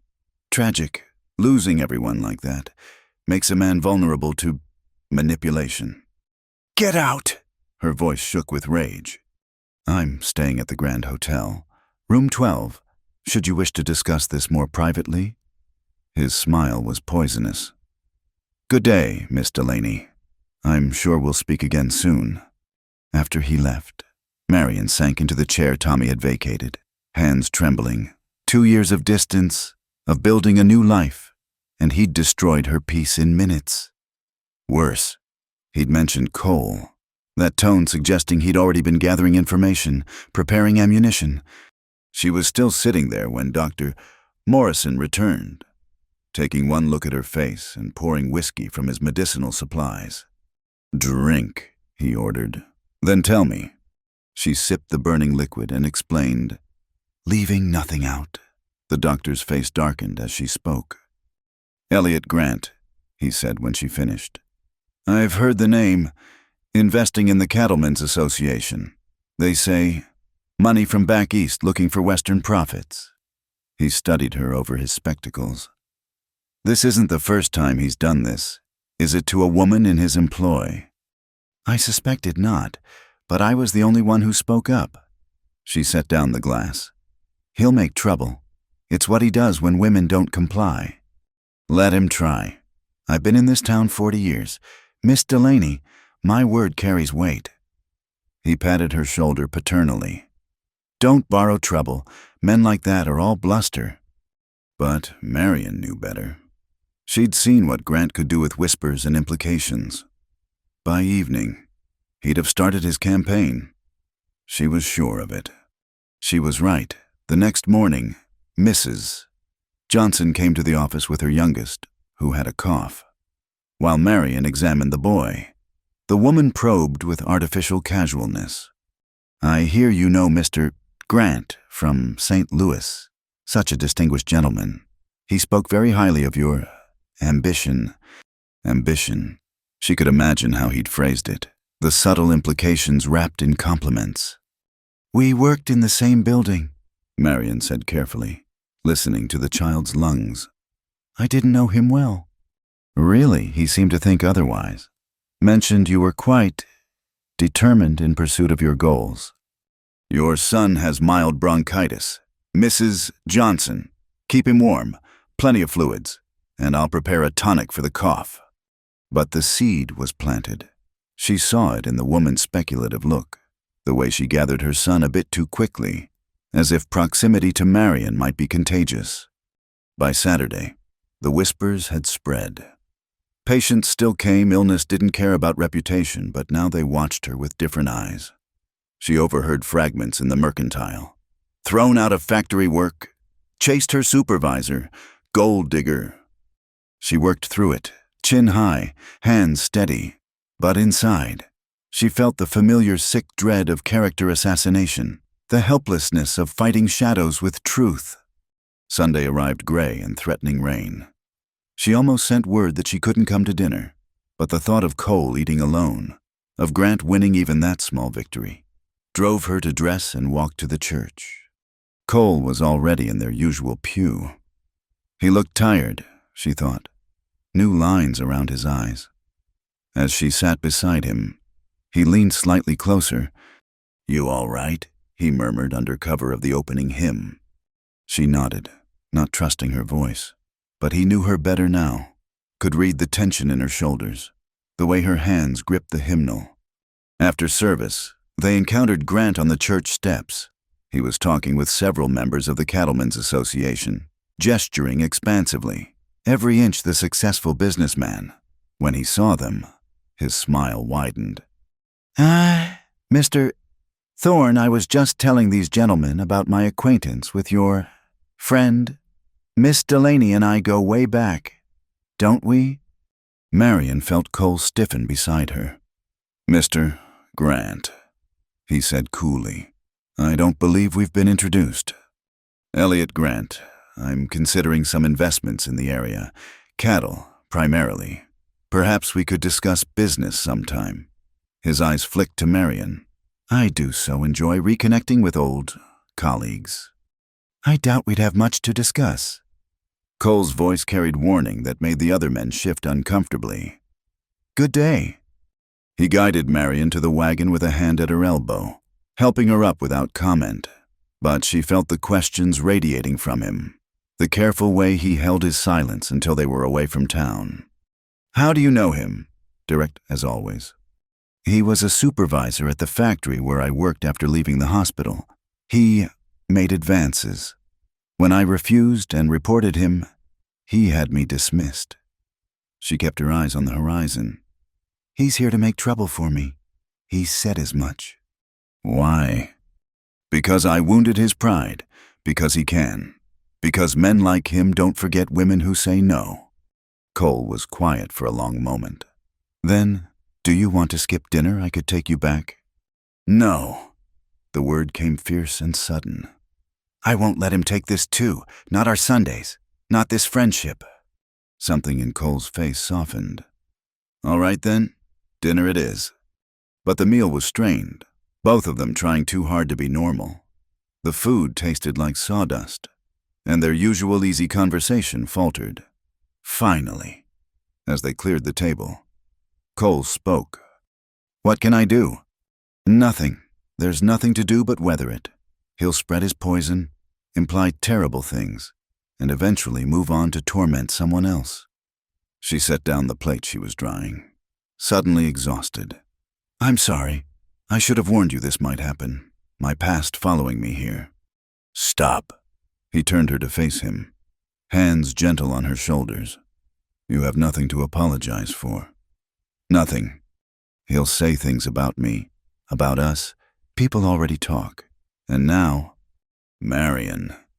His use of her first name stopped her. "Do you think I care what that man says? What this town whispers? I know who you are." "Do you?" The question came out broken. "Because sometimes I'm not sure I know myself anymore. Every time I think I've built something solid, someone like Grant appears to remind me that women like me don't get fresh starts. We just get new versions of old problems." "You're wrong." His hands tightened on her shoulders. "You want to know what I see. A woman who crossed half the country alone to start over. Who walked into a stranger's house in a blizzard and made it feel alive again. Who faces down illness and injury every day with steady hands and a kind heart. That's who you are." Tears she'd been holding back for days spilled over. Without thinking, she stepped forward, and his arms came around her, solid and safe. She pressed her face against his shirt, breathing in the familiar scent of soap and leather and home. "I'm tired," she whispered. "Tired of fighting. Tired of proving I deserve basic respect. Tired of men like him winning." "He hasn't won." Cole's voice rumbled through his chest. "He's a small man throwing stones at something he can't understand or possess. That's not winning. That's pathetic." They stood there in his kitchen, holding each other in broad daylight, propriety forgotten in the face of human need. When she finally stepped back, wiping her eyes, he handed her his handkerchief without comment. "Stay," he said suddenly. "Here, tonight. Let town talk themselves hoarse. You're exhausted and it's going to rain. Take the room upstairs, get some real sleep." "Cole." "As a friend, as someone who can't bear to see you go back to that small room and lie awake worrying what tomorrow's gossip will bring." He touched her face gently. "Please, let me offer you peace. Just for tonight." She thought of Grant at the hotel, spinning his tales, of the whispers that would follow her all week, of her narrow bed and thin walls and the loneliness that pressed down like weight. "Yes," she said simply. "Thank you." That night, as rain drummed on the roof and turned the roads to mud, Marion lay in Lily's bed feeling something she hadn't experienced in years protected, not by Cole's presence downstairs or the sturdy walls around her, but by the knowledge that someone saw her truly and chose to stand beside her anyway. Let Grant do his worst. Let the town talk until their tongues fell out. She had found something here worth fighting for, not romance, not rescue, but the rarest gift of all, a friend who knew her shadows and offered shelter anyway. Tomorrow she would return to face whatever storm Grant had stirred. But tonight, she slept deep and dreamless in a house that had learned to hold more than grief, while downstairs a good man kept watch against more than just the darkness, guardian of something too precious and fragile yet to name. The spring fair came to Cotton Ridge in early May, bringing merchants, entertainers, and ranchers from across the county. Main Street transformed with colorful bunting and temporary stalls selling everything from ribbon candy to horse tack. For the children. It was better than Christmas puppet shows and sweet treats and the exotic sight of a trained bear dancing to accordion music. Marion worked the medical tent with Dr. Morrison, treating the inevitable injuries that came with high spirits and competition. She'd managed to avoid Elliot Grant for weeks, though his presence lingered like smoke in the town's consciousness. The whispers had died to occasional speculation, her steady work and Cole's quiet support deflecting the worst of the gossip. "Nasty gash," she murmured, cleaning a cowboy's forearm where a rope had burned through skin. "You're lucky it missed the vein." "Yes, ma'am, my own fault for showing off." The young man grinned despite the pain. "Wanted to impress Sally Henderson. Don't suppose it worked, me bleeding all over the place." "Oh, I don't know. Some women appreciate a man who'll shed blood for their attention." She smiled, wrapping the bandage firmly. "Though perhaps next time, try flowers." The cowboy laughed and left, passing Cole coming in. He removed his hat, and she immediately noticed the tight line of his jaw. "What's wrong?" She set aside her supplies, moving toward him. "There's been an accident. The Jacobson boy, his horse spooked at the bear." He glanced around the crowded tent. "Doc's needed." "Doctor—" Morrison was already reaching for his bag. "Where?" "Near the stock pens. I've got a wagon ready." "Go," Marion said. "I'll manage here." They left in a rush, and she returned to the steady stream of minor injuries, a child with a splinter, a woman feeling faint from the heat, a man who'd celebrated too enthusiastically at the beer tent. She was suturing a split lip when screams erupted outside. Through the tent flap, she saw chaos. A horse, a massive black stallion, had broken free from somewhere and was charging through the crowd. People scattered, mothers snatching up children, men shouting contradictory orders.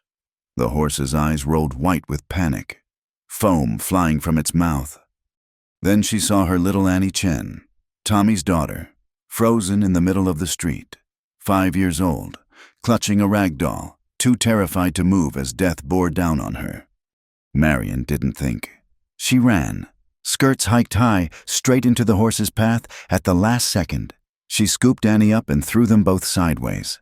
The horse's hooves missed them by inches, but its shoulder caught Marion spinning. She hit the ground hard, curling her body around the child as they rolled through the dirt. Pain exploded through her ribs and shoulder. She tasted blood, dirt, fear. But Annie was crying, blessed sound that meant the child lived. Strong hands pulled them apart, voices exclaiming, someone taking Annie while others helped Marion sit up. Don't move. Cole's face appeared above her, white with fear. You could be... I'm fine. She wasn't, pain shooting through her side with each breath. But she'd treated enough injuries to know nothing vital was damaged. The child... Not a scratch, thanks to you. His hands ran over her arms, checking for breaks with surprising gentleness. That was the bravest, most foolish thing I've ever seen. Had to. She winced as he helped her stand. Couldn't just watch. The crowd pressed close, voices raised in praise and concern. Someone had caught the horse. She saw multiple men holding its bridle. Mrs. Chen appeared, Annie in her arms, tears streaming down both faces as they tried to thank her. Enough, Cole said firmly. She needs the doctor. The doctor's with the Jacobson boy. Marion leaned heavily on his arm. Just help me back to the tent. I can... You can let someone else tend you for once. His tone brooked no argument. He half carried her to the medical tent, setting her gently on the examination table. Her dress was torn, blood seeping through where the ground had scraped skin raw. Every breath hurt, suggesting bruised if not broken ribs. I need to check your injuries, he said. May I? She nodded, past caring about propriety. His hands were careful as he helped her remove the ruined bodice, exposing the damage beneath. Dark bruises already bloomed across her ribs. Road rash painted her shoulder and arm angry red. Tell me what to do, he said simply. Under her direction, he cleaned the wounds with carbolic, his touch infinitely gentle despite his calloused hands. She bit her lip against the sting, focusing on his concentrated face rather than the pain. There's bandages in that drawer, and scissors. He wrapped her ribs with the same methodical care he brought to everything, neither too tight nor too loose. When he reached the abrasions on her shoulder, he hesitated. I'm sorry, this will hurt. I know, it's all right. He worked in silence, cleaning each scrape thoroughly. She watched his face, seeing the muscle jump in his jaw each time she flinched. You could have been killed, he said finally. That horse weighed 1/2 ton. Annie would have been killed. No question there. So you risked your life for a child you barely know. Wouldn't you have done the same? He paused in his ministrations, meeting her eyes. Yes, but that's different. Why? Because you're a man. Because it's expected. She shook her head, immediately regretting the movement. I became a nurse to save lives. Cole, that doesn't stop when I leave the office. He finished bandaging in silence. Only when he helped her back into what remained of her bodice did he speak again. You terrify me sometimes. Your courage, your complete disregard for your own safety. I'm not brave. I just react. That's the definition of brave. He helped her sit up slowly. Also foolish. Also magnificent. Before she could respond, commotion outside announced Dr. Morrison's return. He burst into the tent, took one look at her bandaged state, and turned to Cole. What happened? While Cole explained, the doctor examined her with practiced hands, nodding approval at the treatment. You did well, he told Cole. Couldn't have done better myself. Miss Delaney, you'll be sore for weeks, but nothing's broken. That was incredibly brave, and incredibly stupid. So I've been told. The Chen family wants to thank you properly. Half the town does. You're quite the hero. He smiled. Though I'd prefer my nurse attempt fewer death-defying rescues. I'll do my best. See that you do. Now, Mr. Thorne, I prescribe getting our patient home your home, I think, where someone can watch for complications. That's medical orders, before either of you protest. Marion started to object, but Cole was already lifting her carefully from the table. Doctor's orders, he said mildly. Best not argue. He carried her to his wagon as if she weighed nothing, settling her gently on a bed of blankets he'd prepared. The crowd parted respectfully, many calling out thanks and well wishes. She saw Grant standing near the hotel, his face twisted with something that might have been rage or calculation. The ride to the ranch passed in a blur of pain and exhaustion. Cole drove carefully, avoiding the worst ruts, but every bump sent fire through her ribs. By the time they reached the house, she was gray with pain. Easy, he murmured, lifting her down. Almost there. He carried her upstairs to Lily's room, setting her on the bed with infinite care. What do you need? Water and... She grimaced. Help getting out of this ruined dress. He brought water first, supporting her while she drank. Then, with matter-of-fact efficiency that somehow avoided awkwardness, he helped her out of the torn dress and into one of Lily's nightgowns he retrieved from the wardrobe. Rest now, he said, pulling the quilt up to her chin. I'll be downstairs if you need anything. Cole. She caught his hand as he turned to go. Thank you for everything today, for seeing past Grant's poison, for being family, he finished quietly. That's what we are now. Isn't it the family we choose instead of the family we lost? Tears pricked her eyes. Yes, I suppose we are. He squeezed her hand gently, then left her to rest. Through the floor, she heard him moving about the splash of water as he washed the blood from his hands, the scrape of a chair as he settled to wait. Outside, the sounds of the fair drifted on the evening breeze, laughter, music, the ordinary joy of people celebrating spring. But here, in this room that had known such sorrow, something new had taken root. Not romance, though she couldn't deny the pull she felt, not dependence, though she needed him now as she hadn't needed anyone since her mother died. Family, chosen family, the kind you'd risk everything to protect, who'd catch you when you fell, who'd clean your wounds without question and stand guard while you healed. She closed her eyes, letting exhaustion claim her. Tomorrow there would be pain and gossip and Grant's continued presence to navigate. But tonight, she was home, truly home, in a place where courage was recognized and sacrifice honored, where a damaged man and a wounded woman could build something stronger than either could manage alone. Downstairs, Cole sat in his chair by the window, watching the sun set over his land. In his pocket, Annie Chen's rag doll waited to be returned, dropped in the dust, and retrieved by someone who understood that small things could matter greatly. Tomorrow he'd return it, along with his renewed determination to protect the woman upstairs from any who'd wish her harm. For now, he simply sat guard, listening for any sound of distress from above, ready to answer whatever need arose. It was what family did the family you were born to, the family you made, the family you'd nearly lost, saving a child's life. All of it mattered. All of it was worth protecting. And all of it began and ended with the kind of love that didn't need words to make itself known. The spring rains came early that year, turning the grasslands emerald and filling the streams that fed into Cotton River. Marion stood on the hill overlooking Cole's north pasture, watching the new grass ripple like water in the breeze. Her ribs had healed, leaving only a tenderness that reminded her of that day at the fair, the day everything began to change. 3 weeks had passed since Elliot Grant left town, his business apparently concluded. He'd departed without fanfare, though not before one last attempt to poison her reputation.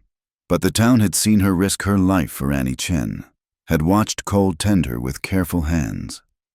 Grant's whispers found no purchase in soil already seeded with respect.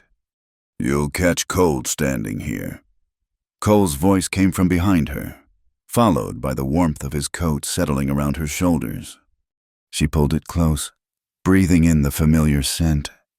I like watching the land wake up, everything returning to life after the long sleep. He stood beside her, close enough that their shoulders touched. Lily loved this spot, said it was where the earth felt most alive. He paused, then added quietly, "The girls are buried just beyond that rise. I used to avoid coming here. And now it feels peaceful, like they're part of the land's renewal instead of just gone." He turned to face her. "That's your doing. I think you've changed how I see things." She looked up at him, this man who'd become her anchor in ways she'd never expected. The wind had roughed his hair, and she resisted the urge to smooth it down. "We've changed each other," she said. "I'm not the same woman who stood on that train platform in December." "No," he agreed. "You're stronger. Though you were always strong, you just know it now." They stood in comfortable silence, watching clouds chase shadows across the valley. Finally, Cole cleared his throat. "I've been thinking about the future, about this ranch." He gestured at the land spread before them. "It's too much for one man. Always was. Really, I just couldn't admit it while you were preserving it for them." "Yes." He turned to her fully now, taking her hands in his. "Marion, I need to say something, and I need you to let me finish before you respond." Her heart began to race, but she nodded. "I know we agreed this was friendship, family, and it is you've become the most important person in my world, but somewhere along the way, between Sunday dinners and midnight storms and you throwing yourself in front of horses," his voice roughened, "I fell in love with you." She opened her mouth, but he pressed a finger gently to her lips. "Let me finish. I'm not asking you to love me back. I'm not asking anything except honesty. I can't offer you courtship with flowers and dancing. I can't pretend the past doesn't exist or that I don't still miss them every day. But I can offer you partnership. This land, a life built on respect and affection and the kind of love that grows from shared sorrows." He dropped his hand. "Now you can speak." She looked at him, this good man who'd sheltered her, supported her, seen her at her worst and stood beside her anyway, who just offered her everything while asking for nothing. "Cole Thorne," she said softly, "I fell in love with you the night you gave me your coat and went out into the storm. Every day since has only deepened it. I don't need flowers or dancing. I don't need you to forget your past. It made you who you are." She reached up to touch his face. "I just need you as you are, scars and all." His eyes closed briefly, as if her words caused physical pain. When he opened them, she saw tears. "Lily would have liked you," he whispered. "She would have chosen you for me. I think, said you were what I needed to find my way back to living." "Then I owe her a debt," Marion smiled through her own tears, "for raising a man who knows how to love through loss." He kissed her then, there on the hill where his daughters played in eternal spring, where the wind carried the promise of rain and growth and new beginnings.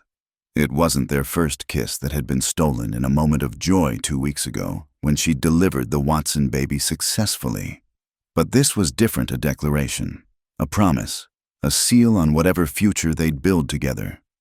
When they finally parted, both breathless, Cole rested his forehead against hers.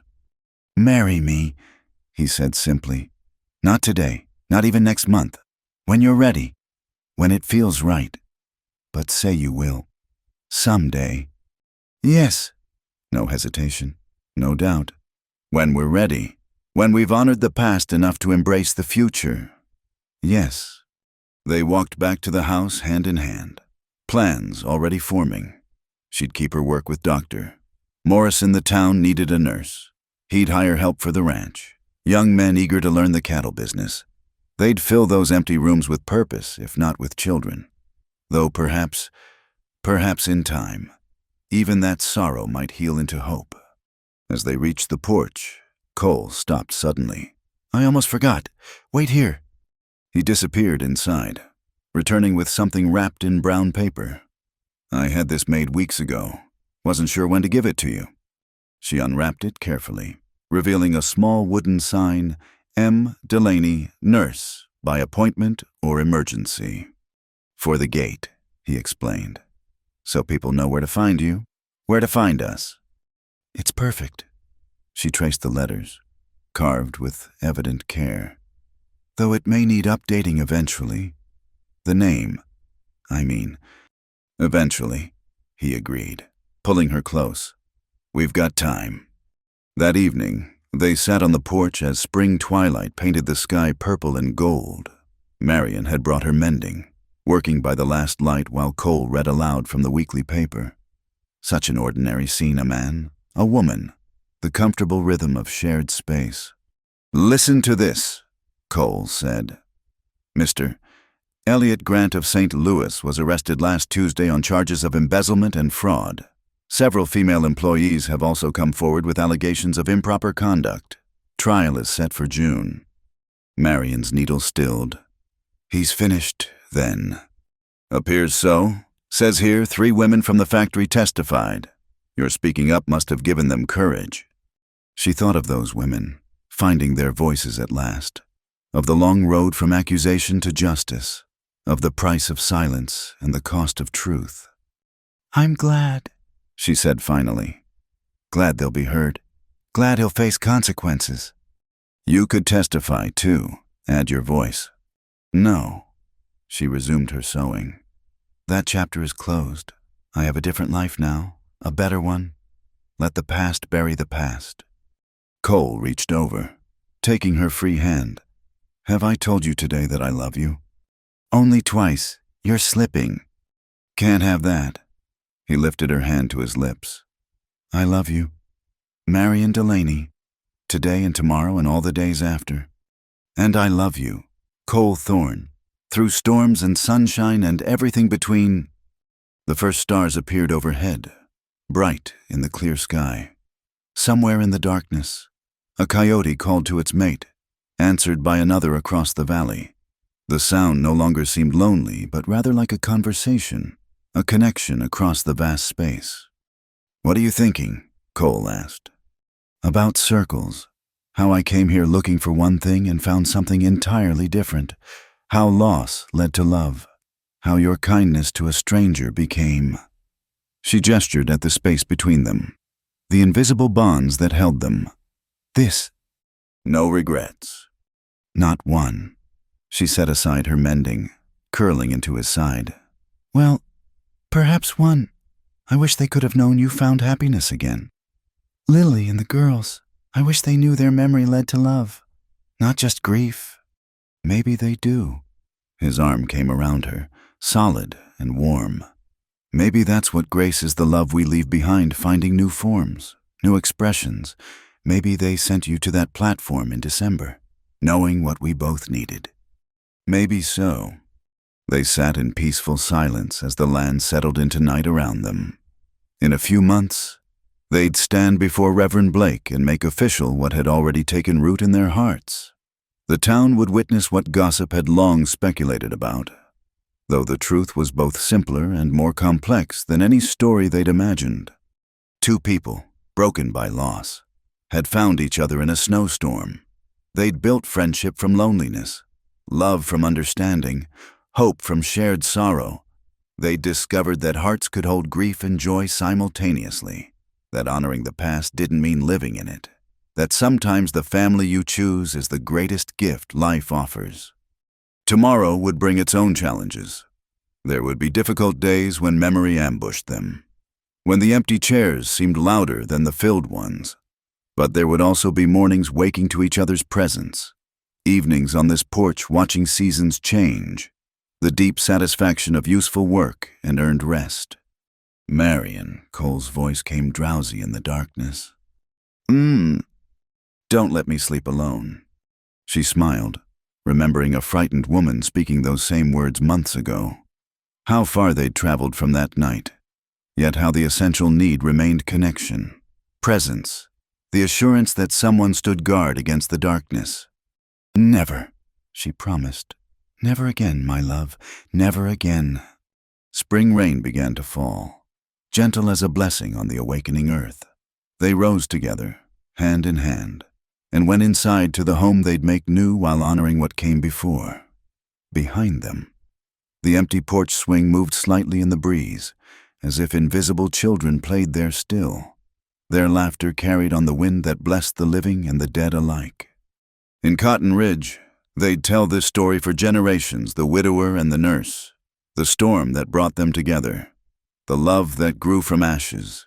They'd embroider it with details both true and imagined, turn it into legend, but the heart of it would remain. Sometimes grace comes disguised as loss, and sometimes the end of one story is just the beginning of another, better one. And sometimes, just sometimes, broken hearts learn to beat again, not the same as before, but stronger for the mending. Thank you so much for listening to this story. I'd love to know where you're enjoying Don't Let Me Sleep Alone. Please share in the comments below where you're listening from so we can connect and share our thoughts about Marion and Cole's journey. If this story touched your heart, please subscribe to Wild West Stories 1850 like this video, and hit the hype button to help more people discover these tales of love, loss, and redemption in the American frontier. Your support means everything,